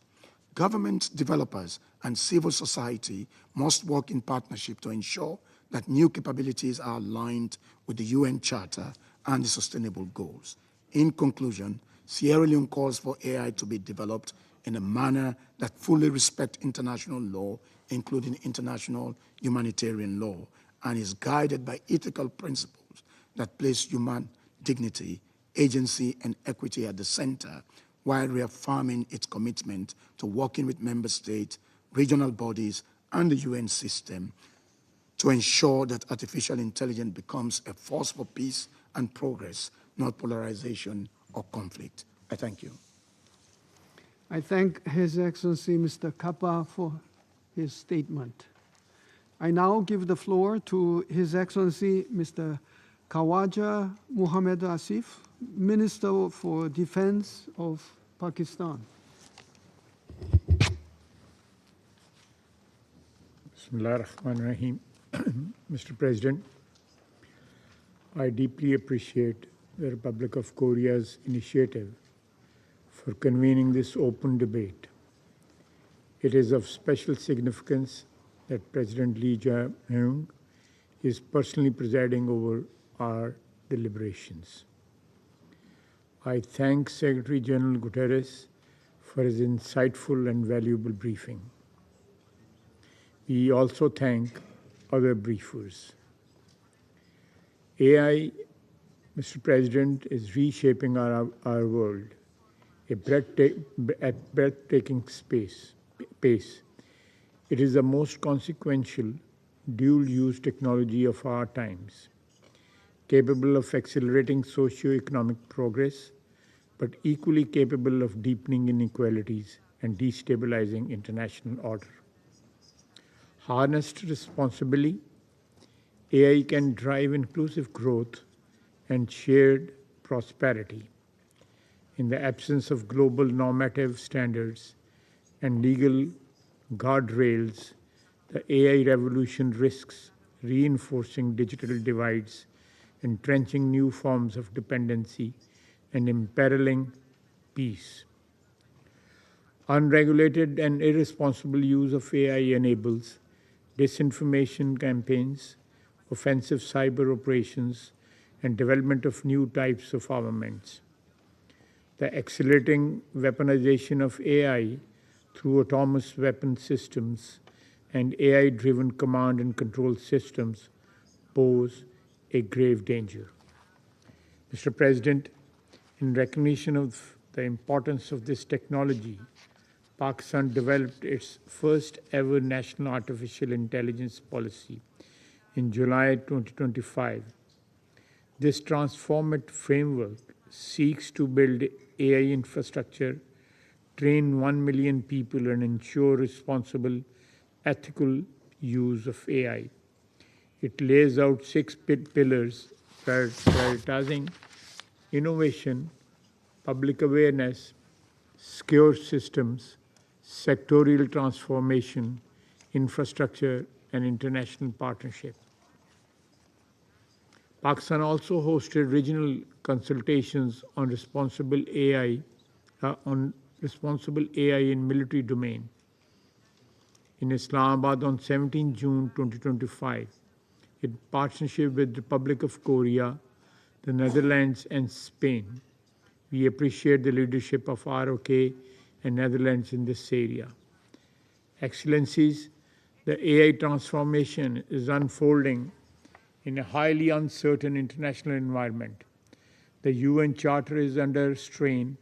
There is an attempt to normalize use of force. Arms control frameworks are fraying. Strategic competition is intensifying, and technological disparities are deepening. In such a context, the militarization of AI compounds the sense of insecurity, undermines the principle of equal security for all, and erodes trust. Excellencies, in the recent conflict in the subcontinent between India and Pakistan, for the first time, autonomous loitering munitions and high-speed dual-capable cruise missiles were used by one nuclear-armed state against another during the military exchange, which manifests the dangers which AI can pose. These developments raise serious questions for the future of warfare. 3 lessons are clear. 1, AI lowers the threshold for use of force, making wars more politically and operationally feasible. 2, AI compresses decisions time, narrowing the window for diplomacy and de-escalation. And 3, AI blurs domain boundaries, merging cyber, kinetic, and informational effects in unpredictable ways. Our collective approach to meet these challenges must rest on the following principle. First, the UN Charter and international law must fully govern the development and use of AI. Applications and without meaningful human control should be prohibited. Second, strategic communication on AI nuclear intersections is vital to reduce risk of miscalculation. Third, states must commit to measures that prevent destabilizing use and preemptive incentives. Fourth, developing countries must have the capacity, access, and voice to shape AI governance. Fifth, AI must not become a tool of coercion or technological monopoly. Six, AI governance must be anchored in the legitimacy of the United Nations system. Seven, attempts to monopolize strategic advantage will fail. The only sustainable path is cooperation based on mutual respect. Excellencies, development dimension of AI is crucial. The adoption of General Assembly Resolutions 78/311 led by China last year was a landmark achievement that established the first multilateral agreed blueprint for AI capacity building. Pakistan also welcomes the establishment of annual dialogue on AI governance, along with the International Scientific Panel. We also look forward to exploring further options of promoting AI capacity building by the UN. Mr. President, we must ensure that AI is harnessed to promote peace and development, not conflict and instability. Let us work together to shape an AI architecture that is inclusive, equitable, and effective. Let us preserve the primacy of human judgment in matters of war and peace, ensuring that even in an age of intelligent machines, innovation is guided by principles of morality and humanity. I thank you, Mr. President. I thank His Excellency Mr. Asif for his statement. I now give the floor to His Excellency Mr. Ma Chaoshu, Executive Vice Minister for Foreign Affairs of China. 主席先生，首先感谢韩国发起此次安理会公开辩论。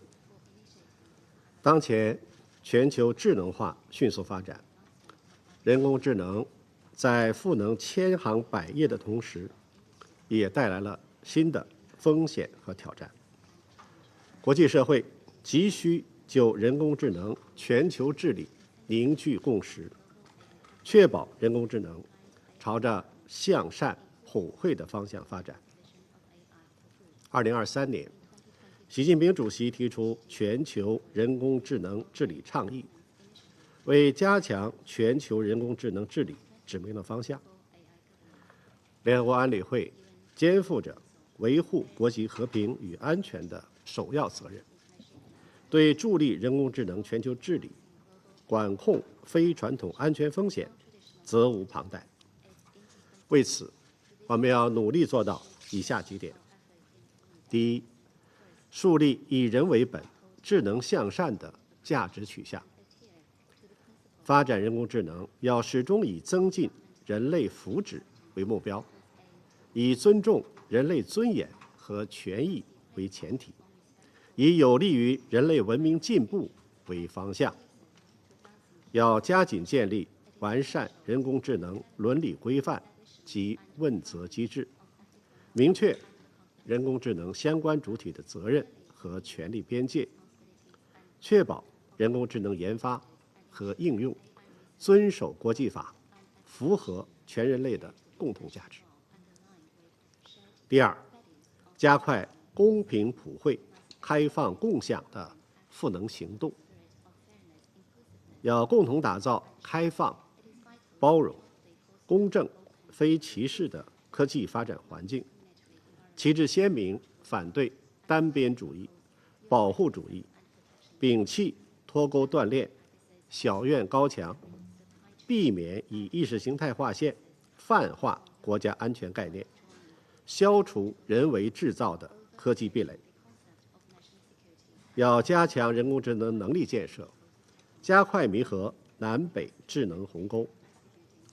中方支持安理会探讨人工智能在维和与建和工作中的应用场景，以科技赋能和平。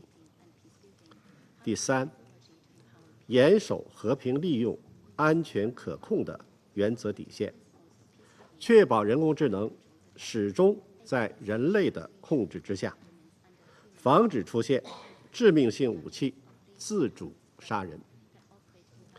对军事领域应用人工智能技术，各国，尤其是大国，应该采取慎重、负责的态度，防止军备竞赛，防止人工智能恶用、滥用，造成灾难。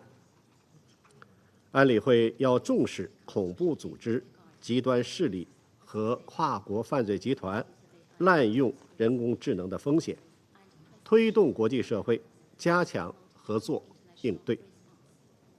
第四，构建协同共治、同求共济的治理体系，要加强人工智能发展战略、治理规则、技术标准对接协调，推动形成具有广泛共识的人工智能全球治理框架和标准规范，支持联合国在人工智能全球治理领域发挥主渠道作用。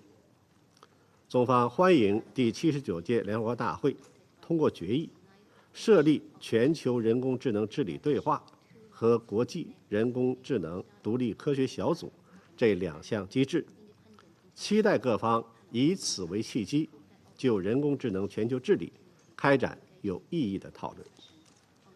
主席先生，中国一直积极推动加强人工智能全球治理和国际合作。去年以来，中国推动联合国大会协商一致通过加强人工智能能力建设国际合作决议，主办2025年世界人工智能大会及人工智能全球治理高级别会议，发布了人工智能全球治理行动计划，倡议成立世界人工智能合作组织。我们将为广大发展中国家提供200期数字经济和人工智能能力建设培训，赋能全球南方可持续发展。中方高度重视人工智能军事应用带来的安全风险，始终以负责任、建设性态度参与军事人工智能全球治理。中方2021年就发布了关于规范人工智能军事应用的立场文件，推动就在军事领域负责任开发和利用人工智能凝聚国际共识。今年是联合国成立80周年，改革完善全球治理体系面临新的契机。前不久，习近平主席郑重提出全球治理倡议，呼吁各国构建更加公正合理的全球治理体系，携手迈向人类命运共同体。这为包括人工智能在内的新兴领域全球治理提供了根本遵循。主席先生，中国作为安理会常任理事国，将继续同各国一道，积极参与人工智能全球治理的进程，为构建持久和平、普遍安全的世界贡献智慧和力量。谢谢主席先生。I thank His Excellency Mr. Ma for his statement. I now give the floor to His Excellency Mr. Mikhail Kratsios, Assistant to the President and Director of the White House Office of Science and Technology Policy of the United States. My sincere thanks to the Republic of Korea as President of the Council, and to President Lee as Chair, Secretary General Gutierrez, and to our briefers today, Professor Bengio and Professor Choi. Your Excellencies, the United States is committed to creating, promoting, and protecting the most innovative AI ecosystem in the world. AI is set to define the future of economic growth, national security, and global competitiveness. The Trump administration believes it is our responsibility to ensure this technology's development benefits all of our fellow citizens, safeguards their liberty and way of life, and protects our next generation. 2 months ago, President Trump unveiled America's AI Action Plan. based on 3 pillars: accelerating AI innovation, building AI infrastructure, and leading international AI diplomacy and security. The United States is resolved to stand at the forefront in developing and deploying frontier AI models and cutting-edge AI applications to address national security risks and usher in a new era of international peace and prosperity. Facilitating better, faster decision-making and enhanced situational awareness for warfighters and statesmen alike, AI technology will have revolutionary applications for war and for peace. But the improper use of AI systems can erode deterrence, create destabilizing effects, and reinforce systems of political control and social engineering. Knowing that, we are resolved that AI technologies used in national security applications are consistent with the highest levels and standards of privacy, civil liberties, transparency, and protections found in the laws of the United States.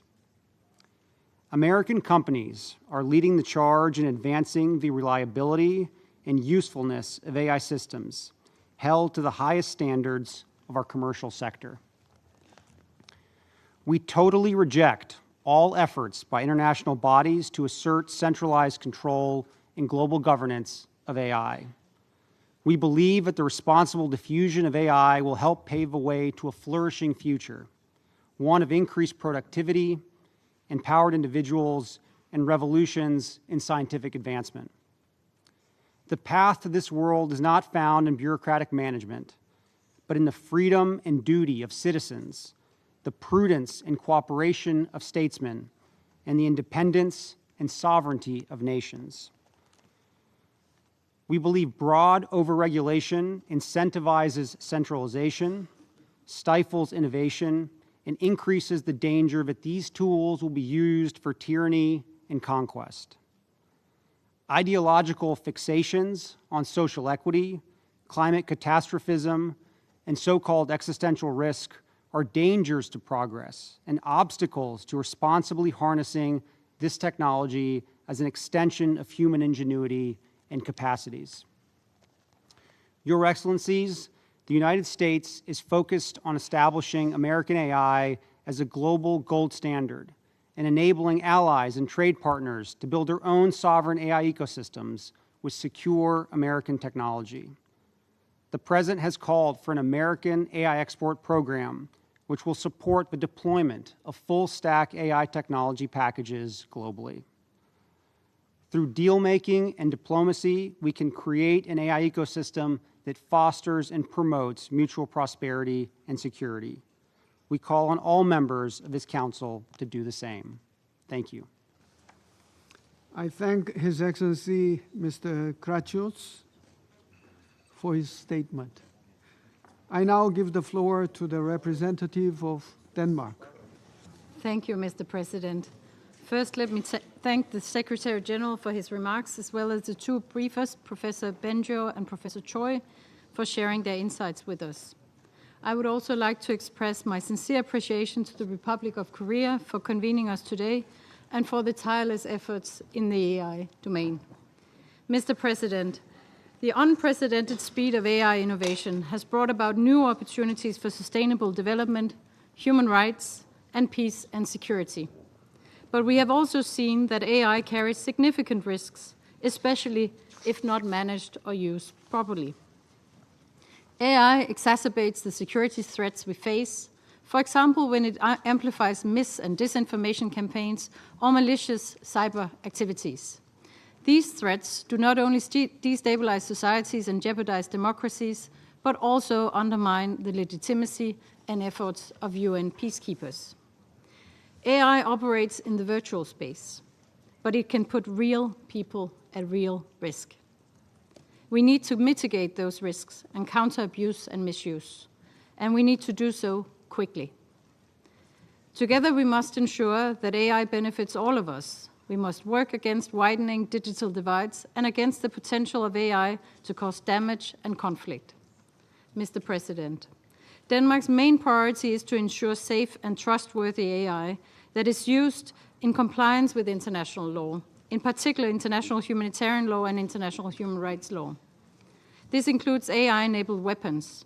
Responsibility and accountability cannot be delegated to machines. Human oversight and human control in decision-making is required. In this regard, Denmark is encouraged by continued deepening of international cooperation in relation to AI. We support the creation of a cohesive global framework for AI governance, and Denmark has also endorsed the Paris Declaration on maintaining human control in AI-enabled weapon systems. We call for a particular focus on accountability, as well as on a multi-stakeholder approach that involves civil society, technical experts, industry, and academia alike. Mr. President, AI technologies can bolster the UN's capabilities in multiple ways. For example, by detecting and addressing cyber threats, monitoring the implementation of sanction regimes, and countering mis- and disinformation and hate speech. AI has the potential to enhance the safety and operational effectiveness of UN peace operations and support remote monitoring of ceasefire agreements. This is particularly important on the ground, where UN peace operations work under difficult and dangerous circumstances to implement the mandates adopted by this Council. AI models can process data from satellites, drones, and sensors in real time to monitor movement of troops, vehicles, and artillery, and issue automated alerts. Instead of relying on manual reports, UN staff can respond more quickly with decision-making supported by technology. These opportunities of AI cannot be realized without decisive action and commitment. We must ensure that AI technologies are developed, deployed, and managed responsibly. Mr. President, to conclude, Denmark stands ready to contribute to ensure that AI systems remain safe, secure, and trustworthy. We welcome the engagement of this Council, and we look forward to further considerations on how AI systems can be leveraged by the UN to advance international peace and security. I thank you. I thank the representative of Denmark for her statement. I now give the floor to the representative of the Russian Federation. Спасибо, господин председатель. Благодарим Антонио Гутерреша и докладчиков за вклад в нашу дискуссию. Сегодня искусственный интеллект – это не только модная тема, о которой кто только не рассуждает, но и прежде всего залог успешного технологического развития, экономического и общественного прогресса, а также важнейший элемент безопасности любого государства. Технологии искусственного интеллекта находят применение в политической, социальной, экономической и оборонной сферах. Однако при всем этом данная технология содержит и серьезнейшие риски и становится новым элементом, который может повлиять на устойчивость всей системы международных отношений. Наработки на основе искусственного интеллекта способны воздействовать на общественное мнение, результаты выборов, через распространение новостей, публикаций и фейков в социальных сетях, а также влиять на работу критически важной инфраструктуры других государств. При всем этом давайте честно признаем, что всех рисков, связанных с искусственным интеллектом, никто в мире до конца не понимает, и этот момент нельзя игнорировать. Начну с позитива. Искусственный интеллект, вне всякого сомнения, обладает значительным потенциалом для содействия экономическому развитию. Согласно ряду оценок, при сохранении текущих темпов роста индустрия искусственного интеллекта способна внести до $15,7 триллиона в мировую экономику к 2030 году. Кроме того, искусственный интеллект может оказывать влияние на достижение целей устойчивого развития. Соответствующие приложения уже разрабатываются и внедряются для решения задач в сферах, связанных с изменением климата и здравоохранением. Одна из ключевых особенностей искусственного интеллекта – его способность влиять на занятость. По прогнозам Международного валютного фонда, искусственный интеллект способен поглотить почти 40% рабочих мест по всему миру, заменяя человеческие ресурсы и дополняя их. В результате страны с развитой экономикой получат большие возможности использовать его преимущества по сравнению со странами с формирующимся рынком и развивающимися странами, усугубляя цифровое неравенство и без того высокий дисбаланс в мировом развитии, что может привести к социальной напряженности и новым конфликтам. Поскольку плюсы от использования искусственного интеллекта и бонусы от внедрения его в самых передовых форм нам всем очевидны, так называемая гонка искусственного интеллекта, стремление опередить геополитических оппонентов путем быстрого расширения границ технологии, которое до конца неизвестно и неконтролируемо, без соразмерных усилий по обеспечению безопасности искусственного интеллекта для всех акторов, вполне может, как и гонка вооружений, нести в себе экзистенциальный риск для дальнейшего существования человечества.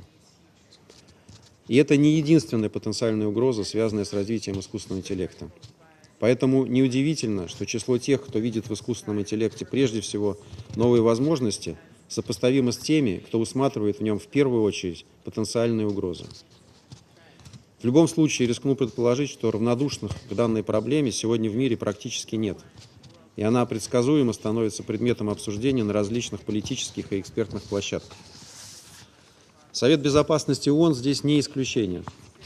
Однако мы убеждены в том, что у разговора на данную тему в рамках данного ключевого органа ООН, призванного заниматься вопросами международного мира и безопасности, есть очевидные ограничители.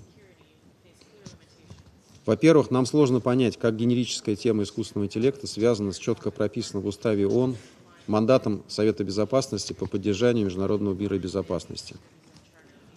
Во-вторых, что не менее важно, в Совете Безопасности ООН заседает 15 государств. В нем есть очевидный и неестественный перекос в сторону представительства стран Запада. Соответственно, высок риск того, что эта группа государств, заинтересованная в сохранении и упрочении своего технологического лидерства в этой области, попытается навязать всему международному сообществу свой узкокорыстный подход в ущерб прерогативам инклюзивных специализированных форматов, которые занимаются практической работой на этом направлении. Так, дискуссию по тематике компьютерных атак, совершаемых при помощи искусственного интеллекта, целесообразно проводить во всемирном механизме, учрежденном на смену профильной рабочей группе открытого состава Организации Объединенных Наций по международной информбезопасности. Данная переговорная площадка уполномочена рассматривать ключевые вопросы безопасности в сфере ИКТ, включая искусственный интеллект. Новый орган, в отличие от Совета Безопасности ООН, предоставит возможность всем странам на равноправной основе участвовать в выработке решений на сей счет. Если речь о военных аспектах применения искусственного интеллекта, для этого тоже существуют многосторонние и инклюзивные профильные площадки. В первую очередь, группа правительственных экспертов по смертоносным автономным системам вооружений, функционирующая в рамках Конвенции о негуманном оружии, а также комиссия ООН по разоружению. К слову, на данных площадках еще лишь предстоит выработать общее понимание по самым базовым вопросам, даже по терминологическому аппарату. Думаю, все мы понимаем, что на этом фоне перенос в другие форматы, тем более на площадку Совета Безопасности, дискуссии по столь чувствительным вопросам, не говоря уже о рассмотрении влияния технологий искусственного интеллекта на другие нераспространенческие и разоруженческие аспекты, по меньшей мере преждевременны. Господин председатель, прошу не проецировать нашу позицию в отношении Совета Безопасности и искусственного интеллекта на всю Организацию Объединенных Наций. Мы считаем, что наша всемирная организация может и должна сыграть координирующую роль в вопросах развития искусственного интеллекта в противовес различным неинклюзивным и временным форматам с политизированной повесткой. При этом ключевым для нас является выход на универсальные договоренности при главенствующей роли государств и на основе равноправного диалога между ними. Разумеется, при должном учете всех законных интересов участников переговорного процесса. К сожалению, упомянутые мною государства не только пытаются, как я уже сказал, увеличить свой технологический отрыв от государств глобального юга в области искусственного интеллекта, но и организуют неинклюзивные саммиты по ответственному применению искусственного интеллекта в военных целях, которые носят деструктивный характер.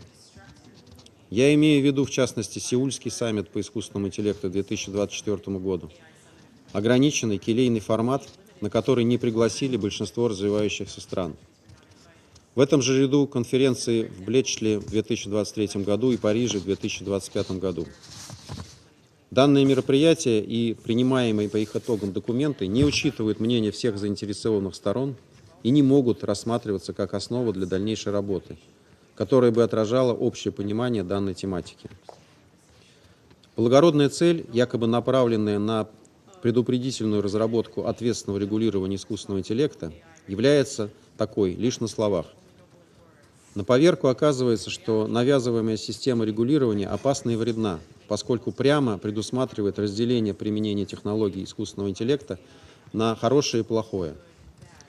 Тут-то и кроется главный вопрос, а кто будет определять, какое использование ответственное, а какое нет? Получается, что это та самая узкая группа стран без подключения подавляющего большинства государств-членов ООН. Попытки застолбить на уровне Совета Безопасности некие правила и установки отдельных государств, равно как и подменить ими международно-правовые инструменты, в том числе посредством продвижения неинклюзивных форматов и коалиций, едва ли приблизит нас к формированию общих подходов к тематике искусственного интеллекта, включая его военные аспекты. В конечном итоге именно это может сыграть с международным сообществом злую шутку и иметь деструктивную проекцию на поддержание международного мира и безопасности. Хотим предостеречь коллег от таких необдуманных шагов. Наша позиция остается неизменной. Мы поддерживаем координирующую роль ООН в вопросах искусственного интеллекта, приветствуем создание в рамках Всемирной организации механизмов по тематике искусственного интеллекта, глобального диалога и международной независимой научной группы. Рассчитываем на плодотворные дискуссии в рамках этих форматов с опорой на принципы уважения суверенитета государств и соблюдения национальных законодательств производителями искусственного интеллекта. Хочется верить, что всех сидящих в этом зале объединяет убежденность в том, что допустить верховенство искусственного интеллекта над человеком и человеческими ценностями нельзя. Со своей стороны готовы продолжать предметную, равноправную и взаимоуважительную работу по всем аспектам искусственного интеллекта на любых профильных инклюзивных площадках с целью выхода на устраивающее всех решение данной задачи и максимального использования выгод от внедрения искусственного интеллекта для всех государств планеты. Благодарю за внимание. I thank the representative of the Russian Federation for the statement.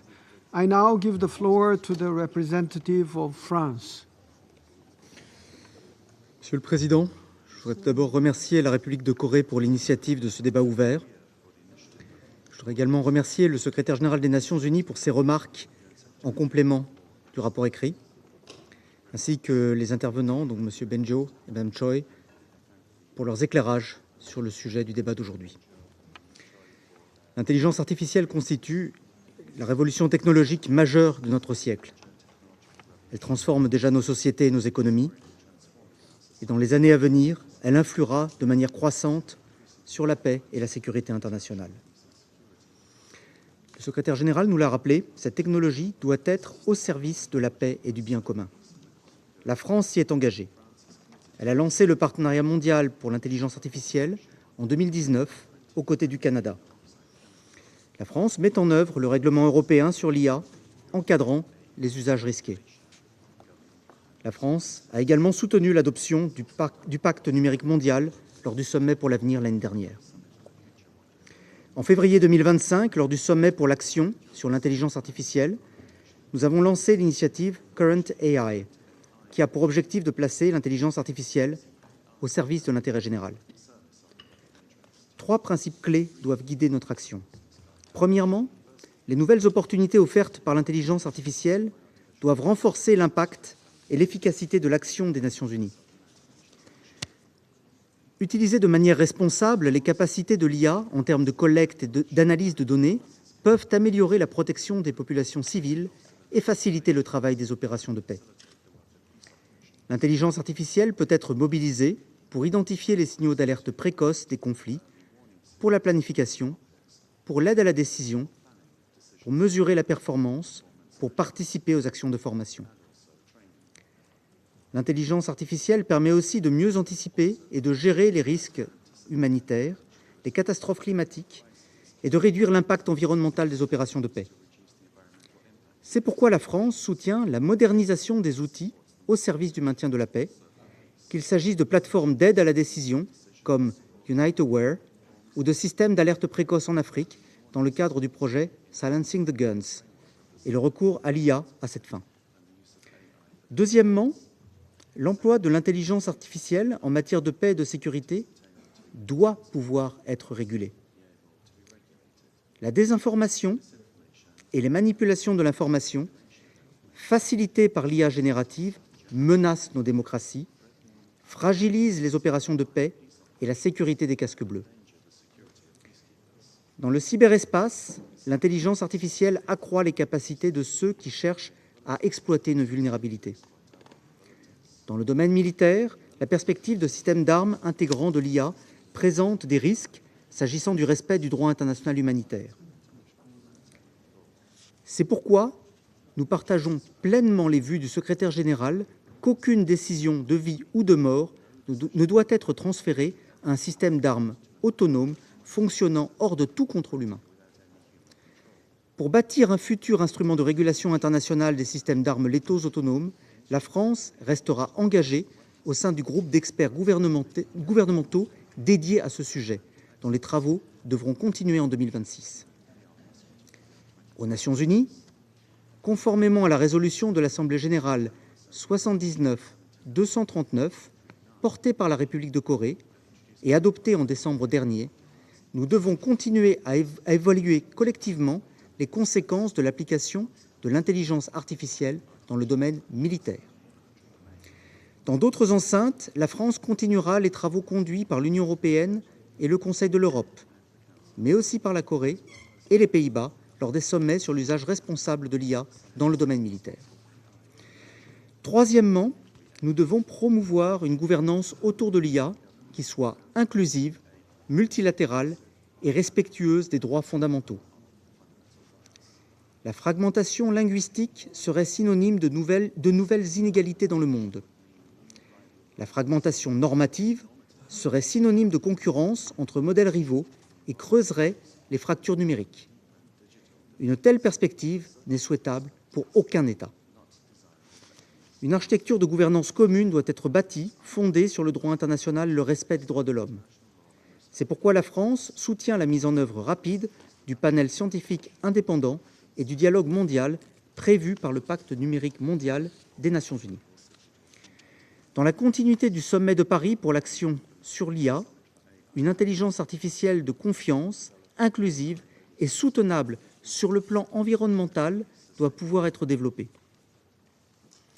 Nous partageons la vue de plusieurs de nos partenaires que le Conseil de sécurité a un rôle spécifique à jouer. Il doit le faire en cohérence avec les autres processus en cours, aux Nations Unies ou ailleurs, en apportant une valeur ajoutée sur les enjeux relevant de son mandat, qu'il s'agisse de prévention des conflits, de maintien de la paix ou de consolidation de la paix.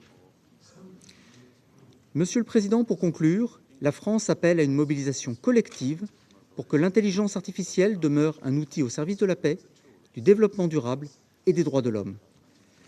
Nous devons agir ensemble pour que cette révolution technologique soit synonyme de progrès partagé au service de tous et non de nouvelles divisions.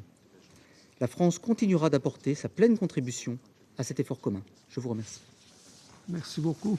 I thank the representative of France for the statement. I now give the floor to His Excellency Mr. Karol Nawrocki, President of Poland.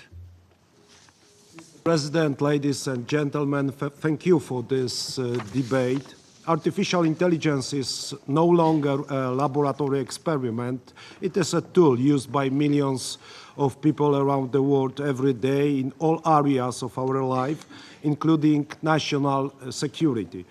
Today, our security is threatened not only by tanks and missiles, but also cyber attacks, disinformation campaigns, the use of so-called deepfakes, and manipulation in the information space. These are also modern weapons, very different from conventional ones. In recent years, Poland, like many others, has become the target of increasingly intense attacks from hostile countries, mainly Russia. We are attacked every day. Let me mention that only last year, over 100,000 confirmed incidents were reported in Poland. Ladies and gentlemen, I believe that AI can be our shield on this new cyber battlefield and give us a real advantage. Poland is not standing on the sidelines of this revolution. We have enormous potential and great examples from our history in which outstanding Polish scientists influence the fate of the world. Let me recall Polish mathematicians Marian Rejewski, Jerzy Różycki, and Henryk Zygalski. I know that it's very difficult to pronounce it in English, who broke the Enigma code during World War II, combining science, courage, and allied cooperation to protect human lives. Many innovative technology startups are developing in Poland today, creating solutions based on AI. Our research teams and technical universities are involved in international projects and leading global companies. I'm convinced that we must do everything we can to support the development of new technologies, including those that help strengthen our resilience and national security. To achieve that goal, 3 weeks ago, I signed a legislative initiative to establish a breakthrough technology development fund in Poland. Mr. President, ladies and gentlemen, in Poland we are fully aware that for artificial intelligence to truly serve peace and global development, it must be based on much more than just technology. It must be based on transparent principles consistent with human ethics and international regulations. We need a forum where countries can share their experiences in the responsible implementation of AI, including in the security and defense sector. I think that the Security Council can become a leader in developing rules for the use of AI in armed conflicts and enforce standards limiting its use against humans. Ladies and gentlemen, artificial intelligence is a tool. So little and so much. It is up to us whether it will be a tool of creation or a tool of destruction, whether we will use it to protect our values or allow it to be used against them. Poland is ready to cooperate, to share our know-how, to collaborate in developing best practices, to engage in international cooperation in the spirit of ethics, with a view to preserving peace and the principles of international law. Thank you very much for your attention. I thank His Excellency Mr. Nawrocki for the statement. I now give the floor to His Excellency Mr. Marcelo Rebelo de Sousa, President of Portugal. Thank you, Mr. President, Excellencies. This is a crucial and timely debate. Artificial intelligence develops faster than our capacity to assess its impact. Its integration into the military domain has particularly profound implications. If misused, it threatens global stability, undermines trust between states, and jeopardizes international humanitarian law. This is namely the case with autonomous weapon systems. Human control, decision, and accountability must be at the heart of the use of force. It is a moral, ethical, and legal responsibility that cannot and should not be delegated. This is why Portugal strongly supports the Secretary General's recommendation for an international treaty banning lethal autonomous weapon systems.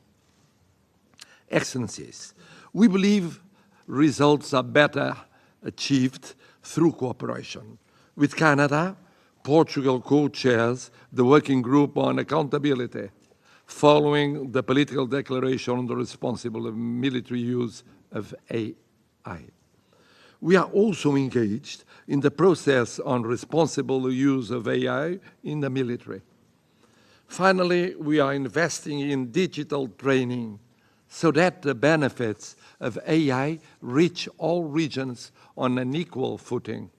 The UN Portugal Digital Fellowship Capacity Building Program is the latest example.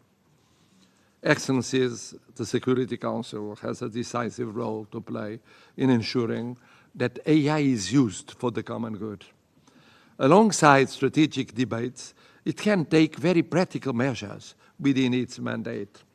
like providing missions with the means to confront disinformation campaigns, creating practical guides on AI in conflict scenarios, or use AI tools to improve risk prevention and analysis.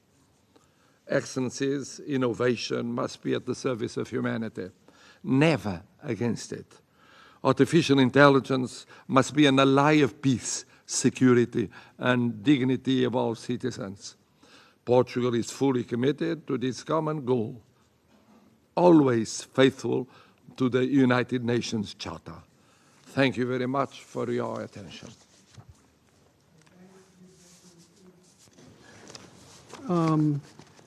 Marcelo Rebelo de Sousa for the statement. I now give the floor to His Excellency, Mr. Aidarus Kasem Abdulaziz Al-Jubaidi, Vice President of Yemen. شكرا سيدي الرئيس. بسم الله الرحمن الرحيم. السيد الرئيس، أصحاب المعالي والسعادة، يمثل الذكاء الاصطناعي تحولا جذريا في عالمنا المعاصر، ويحمل في طياته إمكانات عظيمة للابتكار والتنمية، كما يحمل تحديات ومخاطر قد تفاقم حالة عدم الاستقرار، خصوصا في البلدان التي تعاني من صراعات طويلة الأمد. لقد عانى شعبنا لعقود من التهميش والصراعات والقمع، وحال من عدم الاستقرار لعقود كان آخرها ما قامت به ميليشيات الحوثي الإرهابية المدعومة من إيران، ورأينا كيف يمكن توظيف الذكاء الاصطناعي كأداة لصالح الحوثيين للتضليل الإعلامي والحملات الدعائية المعقدة، وتقضية مساعي إيران لنشر أنظمة أسلحة ذاتية التشغيل وتهديد للأمن والاستقرار. إن الذكاء الاصطناعي سلاح ذو حدين، فبدون حوكمة ورشيدة قد يتحول إلى أداة بيد الجماعات الإرهابية لتهديد الأمن الإقليمي والدولي. وفي المقابل نؤمن إنه إذا ما استخدم بمسؤولية سيسهم في بناء السلام وتعزيز الحكم الرشيد، وتمكين المجتمعات من إعادة بناء مؤسساتها وخدماتها الأساسية. السيد الرئيس، يجب ألا يختزل التعامل مع الذكاء الاصطناعي باعتباره مسألة تقنية بحتة، بل هو قضية سيادة وكرامة للشعوب، فإذا تحكمت به أطراف خارجية فسيهدد استقرارنا الهش. أما إذا استخدم بمسؤولية فسيدعم تمكين الحكم المحلي، ويوفر أدوات إنذار مبكر تقي من النزاعات، ويعزز المرونة الاقتصادية. ولتحقيق الاستفادة القصوى من الذكاء الاصطناعي ينبغي مراعاة 4 أولويات. أولاً، التنمية. يمكن للذكاء الاصطناعي أن يساعد الدول التي تعاني من الحروب مثل اليمن على إعادة بناء خدماتها الأساسية في الصحة والتعليم والطاقة وإدارة المياه، كما يمكن لتقنياته في الزراعة والتنبؤات المناخية أن تسهم في تعزيز التكيف مع التحديات البيئية التي تزيد من حدة عدم الاستقرار. ثانياً، السلام والأمن المحلي. إن توظيف الذكاء الاصطناعي لتعزيز السلام أمر مهم في بلادي.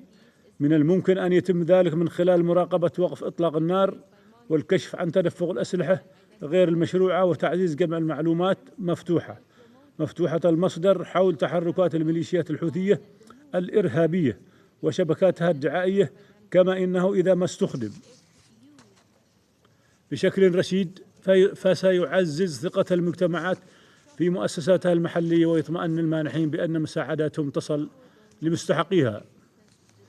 ثالثاً، السلام والأمن الإقليمي والدولي. إن الاستخدام المسؤول للتكنولوجيا المتقدمة والذكاء الاصطناعي له علاقة مباشرة بالسلام والأمن الإقليمي والدولي، ولقد رأينا كيف أن حصول ميليشيات الحوثي على هكذا تكنولوجيا قد خلق تأثيراً مباشراً على الحالة الأمنية في المنطقة، والتي تمثلت في استهداف ممرات الملاحة البحرية والاقتصاد العالمي وإمدادات الطاقة والأعيان المدنية في الإقليم.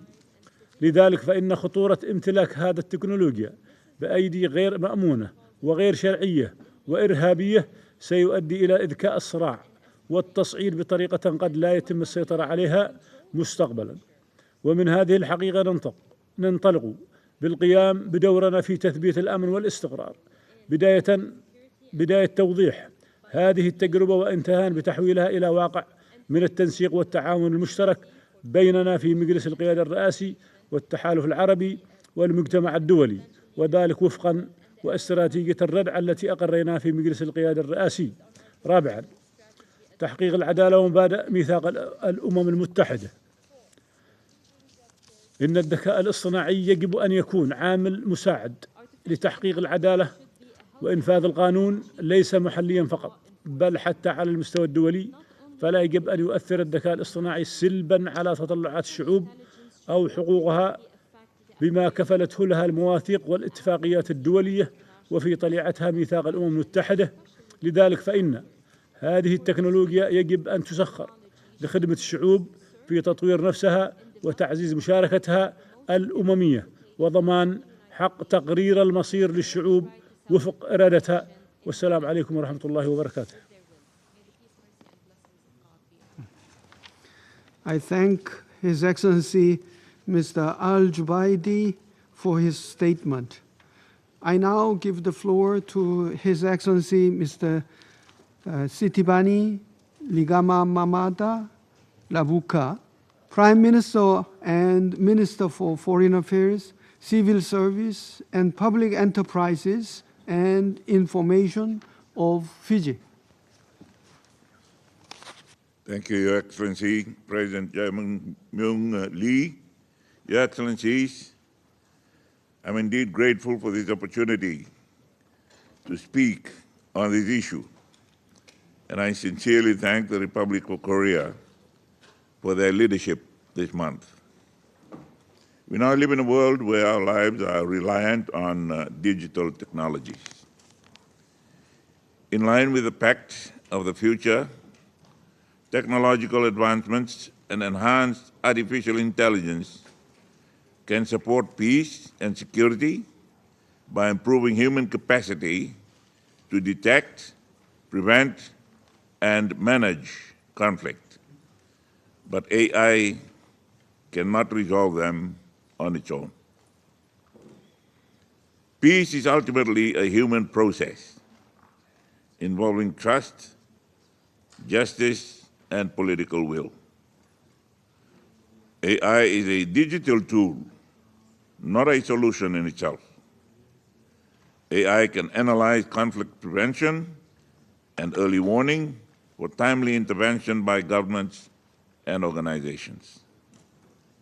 AI strengthens defenses against cyber attacks and the spread of disinformation.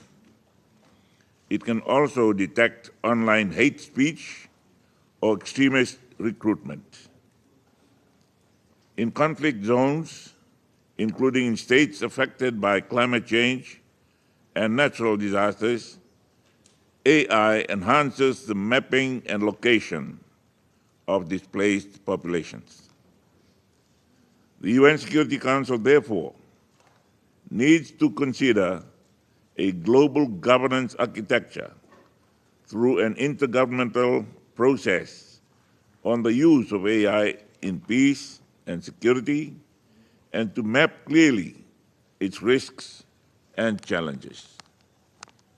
On our part, the Pacific leaders have endorsed the Ocean of Peace Declaration. We have declared our region as a zone of peace, where sovereignty, respect, and rights uphold our way of life. A region free from military interference, a region that upholds and sustains peace.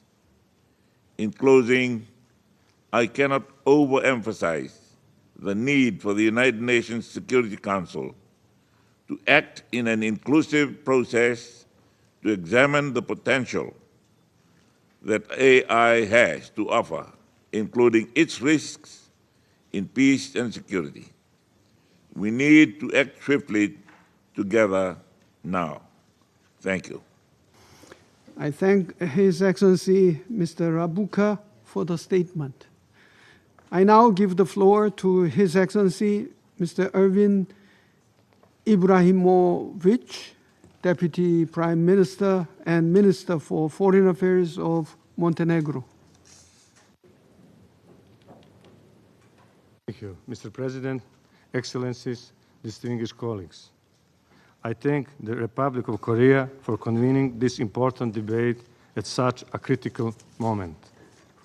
Across the globe, unresolved conflicts and rising geopolitical tensions test our collective ability to safeguard peace. At the same time, the pace of technological transformation brings new and complex risks. Among them, artificial intelligence stands out, holding not only extraordinary potential to advance humanity, but also the power to deepen existing security challenges. AI can act as a powerful force to good, strengthening peacekeeping, early warning and conflict prevention, and humanitarian response. Yet, in the wrong hands or without proper safeguards, it can be weaponized to spread disinformation, enable cyber attacks, or even design novel weapons. Montenegro is fully aware of both risks and opportunities that AI brings. By the end of this year, we will finalize our first national strategy for AI. It will provide a comprehensive framework for the responsible development and use of this technology. As a future member of the EU, we will strive to align it with the highest standards of the EU AI Act. Mr. President, raising awareness of risk must go hand in hand with unlocking the potential of AI for innovation, security, and sustainable development. This requires global accountability and strong partnership. The private sector, as the primary driver of technological advancement, must be a key partner in building safe, transparent, and human-centered AI solutions. International cooperation is also necessary. The Security Council has a distinct role to play in ensuring that AI contribution to peace and security rather than undermine them. We encourage collective effort to establish norms and guidelines, foster trust and transparency, and ensure that all countries benefit from this technology in a safe and responsible manner. In this regard, Montenegro welcomes the launch of the Global Dialogue on AI Governance. Considering its rapid advancement, including the future artificial general intelligence, we see it is a unique, inclusive platform that brings together multi-stakeholders to advance collective approaches in line with Global Digital Compact. In closing, allow me to reaffirm Montenegro's readiness to contribute constructively to this effort. If we don't act responsibly today, we risk handing future generations a technology that divides rather than unites. But if we act together, AI can become a force for peace, not a danger. Thank you. I thank His Excellency Mr. Abraham Mobic for the statement.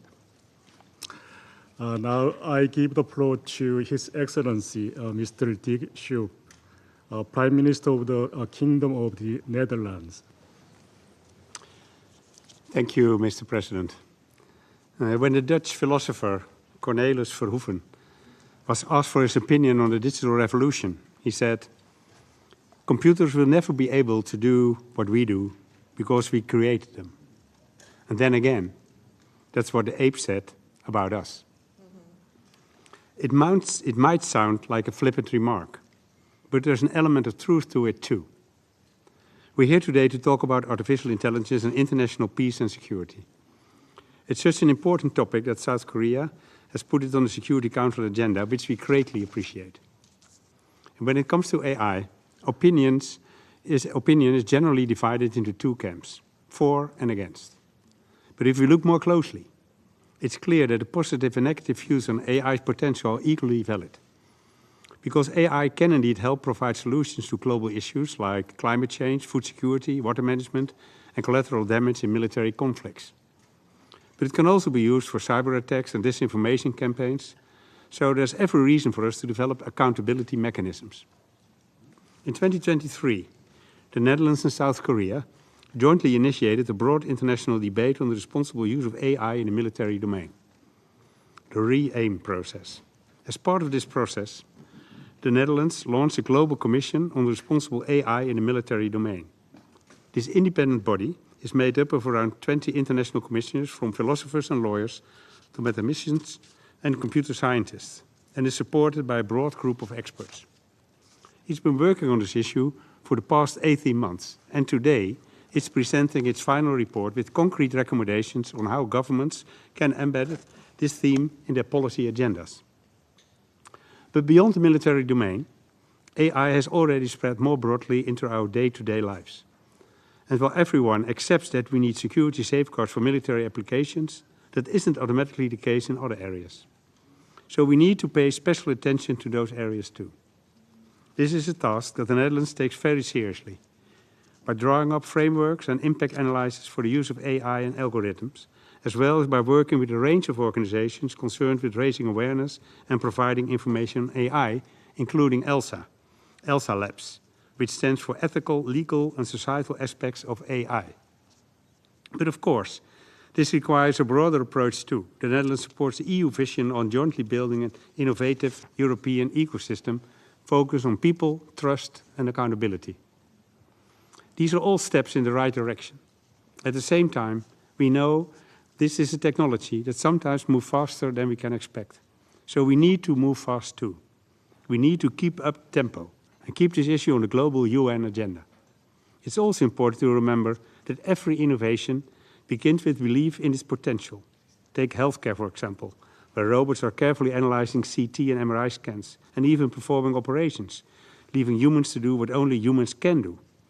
So let's not focus only on the risk that AI entails, but also on the opportunity it brings. And now, Mr. President, I'm keen to hear all the views of all the others in this room. Thank you so much. I thank His Excellency, Mr. Su, for the statement. Now I give the floor to His Excellency, Mr. Sadir Japarov, President of Kyrgyzstan. Урматтуу төраға мырза, урматтуу коопсуздук кеңешинин мүчөлөрү, айымдар жана мырзалар, биринчиден бул иш-чараны жогорку деңгээлде уюштургандыгы үчүн Корея Республикасынын президенти Ли Чжемен мырзага ыраазычылыгымды билдиремин. Бул маселени Бириккен Улуттар Уюмунун коопсуздук кеңешинин жыйынынын күн тартибине киргизүү абдан актуалдуу деп эсептеймин. Жыйындын урматтуу катышуучулары, азыркы тапта Кыргызстан жасалма интеллект технологияларын мамлекеттик башкарууга жана экономиканын негизги секторларына киргизүүнүн үстүндө жигердүү иштеп жатат. Биз 2024-2028 жылдарга карата санарип трансформация концепциясынын негизинде бир катар демилгелерди ишке ашыруудабыз. Алардын ичинде улуттук жасалма интеллект платформасын, жогорку өндүрүмдүүлүктөгү эсептөө борборун түзүү, адистерди даярдоо үчүн билим берүү программалары иштелип чыгууда. Бул багытта Кыргызстан Шанхай кызматташтык уюмунун демилгелерине катышып, Борбор Азия жана көз карандысыз мамлекеттер шериктештигине мүчө мамлекеттер менен биргелешкен долбоорлорду талкуулоодо. Урматтуу төрага мырза, жасалма интеллект 21-кылымдын эң алгачкы жана трансформациялык технологиялардын бири болуп баратат. Ал биздин жашоо турмушубуздун бардык тармактарына таасир этүүдө. Ошону менен бирге жасалма интеллектке байланыштуу жаңы чакырыктарды да четке кага албайбыз. Алардын ичинде жасалма интеллектти аскердик максаттарга колдонуу, автономдуу курал системаларын өндүрүү жана иштеп чыгуу, кибер коопсуздукка жана дезинформацияларга байланышкан коркунучтар бар. Бул тобокелдиктер эл аралык коомчулуктун ишенимине доо кетирет, стратегиялык туруктуулукка коркунуч жаратат жана жаңы жаңжалдардын чыгышына алып келиши толук мүмкүн. Кыргызстан бул технологияны тыныштык, чыр-чатактарды алдын алуу жана адам өмүрүн коргоо максаттарына гана кызмат кылат деген бекем ишеничтебиз. Ушундан улам жасалма интеллектти жоопкерчилик менен пайдалануу боюнча эл аралык стандарттарды жана эрежелерди иштеп чыгууга чакырабыз. Жаңы технологиялардын артыкчылыктары жалгыз эле өнүккөн өлкөлөргө гана эмес, бардык мамлекеттерге, өнүгүп келе жаткан өлкөлөргө да жеткиликтүү болушу өтө маанилүү. Урматтуу кесиптештер, Кыргызстан 2027-2028 жылдарга Birikкен Ullutlar Uyumunun Коопсуздук Кеңешинин туруктуу эмес мүчөлүгүнө өз талапкерлигин коюп жатат. Эгерде биз Коопсуздук Кеңешине шайланып калсак, анда жасалма интеллекти тынычтык жолунда гана колдонуу боюнча аракеттерге өз салымыбызды кошууга жана биргелешкен демилгелерди активдүү илгерилетүүгө даяр экендигибизди билдирем. Көңүл бурганыңыздар үчүн рахмат. I thank His Excellency Mr. Japarov for the statement. Now I give the floor to His Excellency Mr. Abdullah Ben Mellouk, General Director of Multilateral Issues of Morocco. Merci, Monsieur le Président. Mon ministre des Affaires étrangères a été retenu dans une autre réunion. Je vais donner lecture de cette déclaration en son nom. Monsieur le Président, Excellences, Mesdames et Messieurs, permettez-moi de remercier la République de Corée, président du Conseil de sécurité, pour la tenue de ce débat opportun sur l'intelligence artificielle comme outil pour préserver la paix et la sécurité internationale. Nous abordons cette discussion à un moment où les avancées technologiques rapides liées à l'intelligence artificielle transforment profondément les dynamiques de sécurité mondiale. Certes, l'intelligence artificielle peut s'avérer être une force de perturbation. Cependant, lorsqu'elle est utilisée de manière responsable, elle offre d'énormes opportunités. Le Royaume du Maroc est convaincu des potentiels transformateurs de l'intelligence artificielle comme outil contribuant au renforcement des efforts de prévention, de maintien et de consolidation de la paix. En tant que nation engagée en faveur de la paix, la stabilité et le progrès technologique responsable, le Maroc souhaiterait souligner 4 points.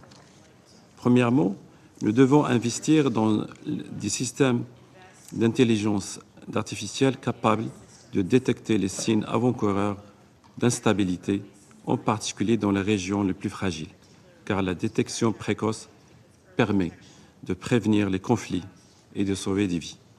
Deuxièmement, l'intelligence artificielle doit être exploitée dans la lutte contre la désinformation numérique en détectant les contenus préjudiciables tels que les discours de haine, la désinformation et l'incitation à la violence. Cela est particulièrement important dans les zones de déploiement des opérations de maintien de la paix, où de tels discours menacent la capacité de mise en œuvre des mandats ainsi que la sûreté et la sécurité des casques bleus. Troisièmement, nous pouvons et surtout nous devons utiliser les capacités de l'intelligence artificielle pour prévoir et gérer les défis liés à l'environnement, liés à la pénurie d'eau, aux sécheresses et aux perturbations des systèmes agricoles.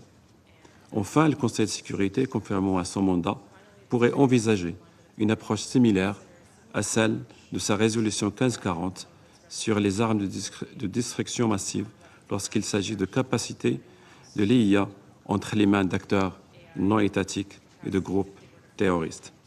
Monsieur le Président, Excellences, Mesdames et Messieurs, le Maroc réaffirme son engagement à travailler avec tous les partenaires en faveur d'une utilisation responsable de l'intelligence artificielle, guidée par des principes garantissant le respect du droit international et des considérations éthiques, la prévention de la discrimination, l'accès équitable et le transfert de technologies, la responsabilité environnementale en déployant les infrastructures IA et une gouvernance qui encourage l'innovation. Je vous remercie. I thank His Excellency Mr. Mellouk for the statement. I now give the floor to His Excellency Mr. Kan Parut, Secretary of State of Cambodia.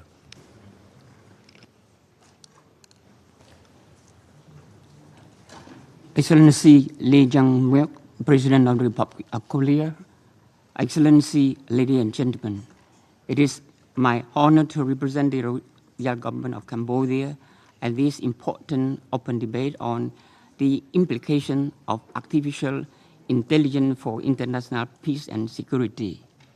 I wish to commend the Republic of Korea for its remarkable leadership as President of the Security Council for this month, and to express my appreciations to the Secretary General and all briefers for their insightful remark.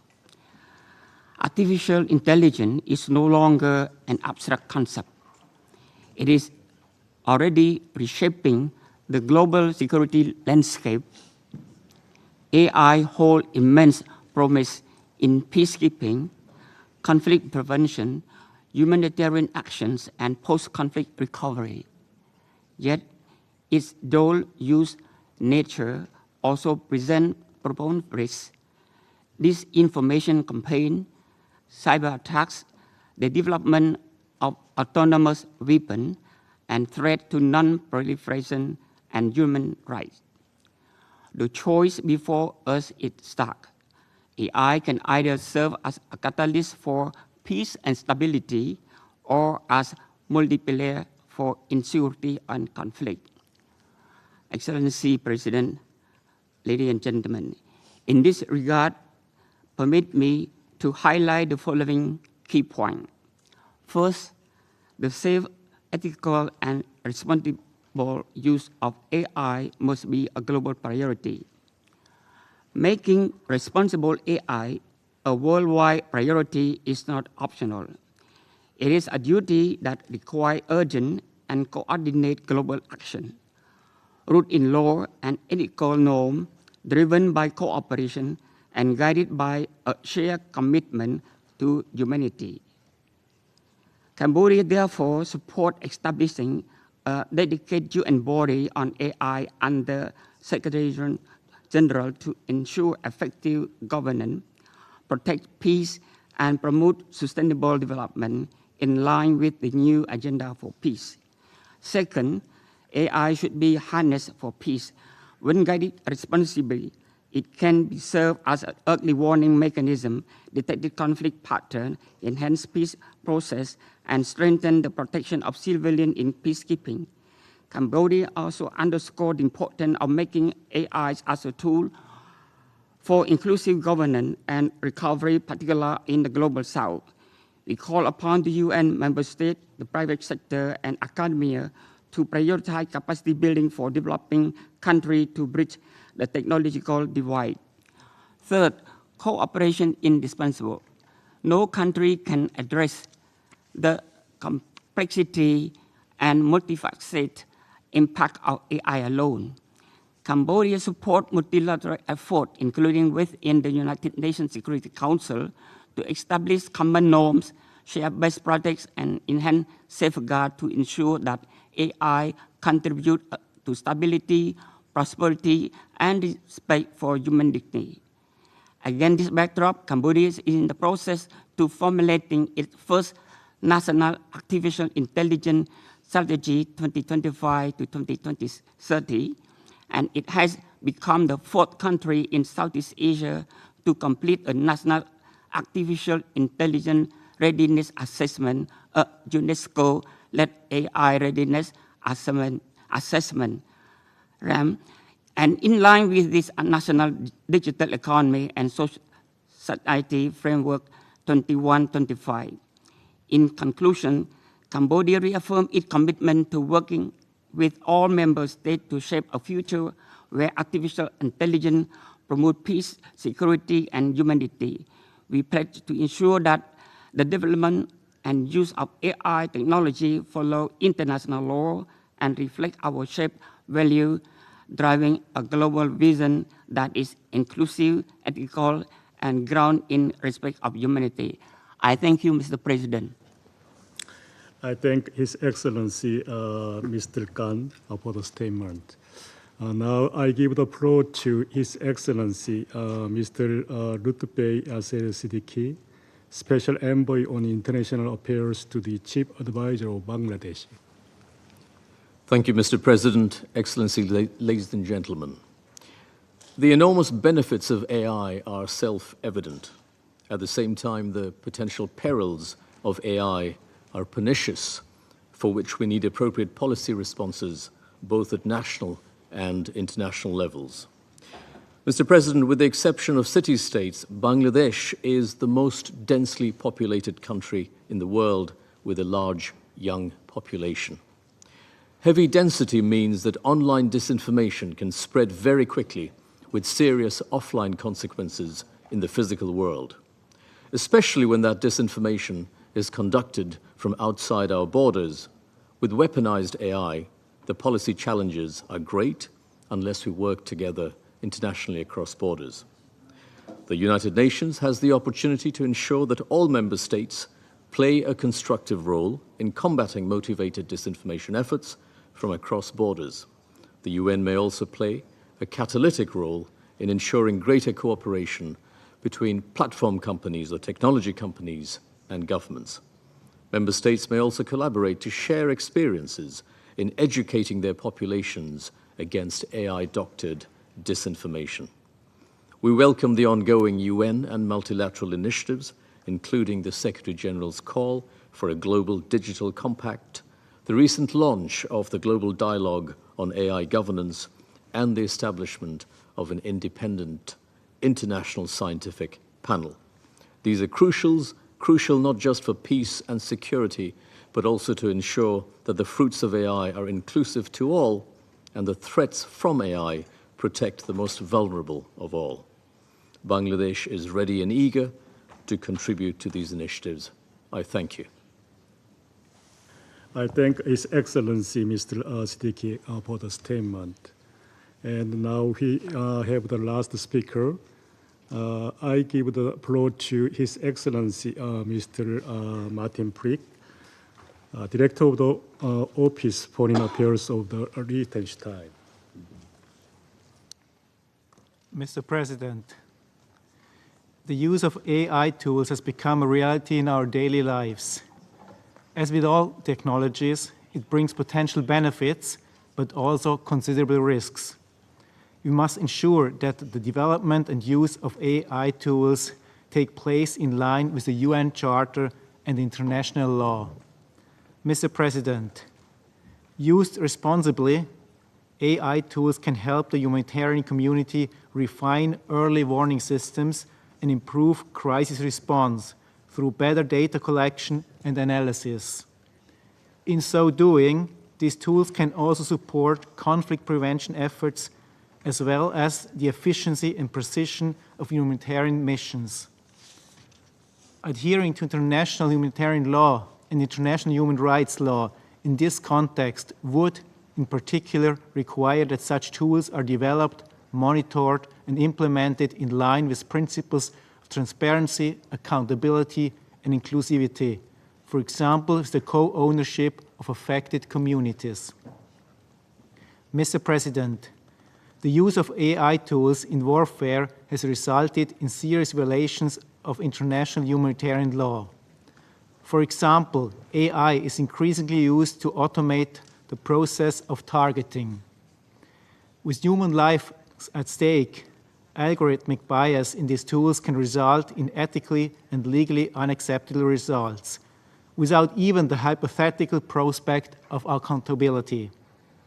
Civilian harm resulting from the use of AI tools demonstrates the need to redouble our efforts to prohibit fully autonomous weapons in international law, in line with the recent call of the Secretary General. Life or death decisions must never be made without human control.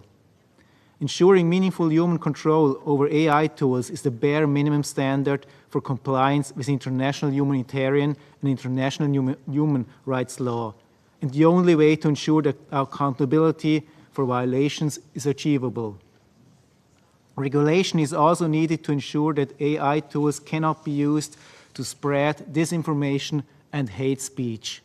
Such regulation would ideally pave the way to ensure that those who develop or deploy such tools are held accountable for violations they are responsible for, in accordance with applicable international law. Mr. President, malicious cyber operations, including those enabled by AI tools, can cause devastating harm to civilians. And yet there remains a troubling lack of clarity on how international criminal law applies to cyber warfare. While there is broad agreement that international law governs cyberspace, its practical application remains unsettled, especially in the context of accountability for cyber-related atrocities. We therefore wish to draw your attention to the Council of Advisors report on the application of the Rome Statute of the International Criminal Court to cyber warfare, prepared by Liechtenstein. This report seeks to contribute to a clearer understanding of how the Rome Statute of the International Criminal Court applies in the cyber domain, which is essential not only for the court's work, but also for guiding the UN Security Council in its mandate to refer situations involving the commission of the most serious crimes under international law. I thank you. I thank His Excellency Mr. Brick for the statement. There are still a number of speakers remaining on my list for this meeting. I intend, with the concurrence of members of the Council, to suspend this meeting until tomorrow, 25 September at 3 p.m. This meeting is suspended.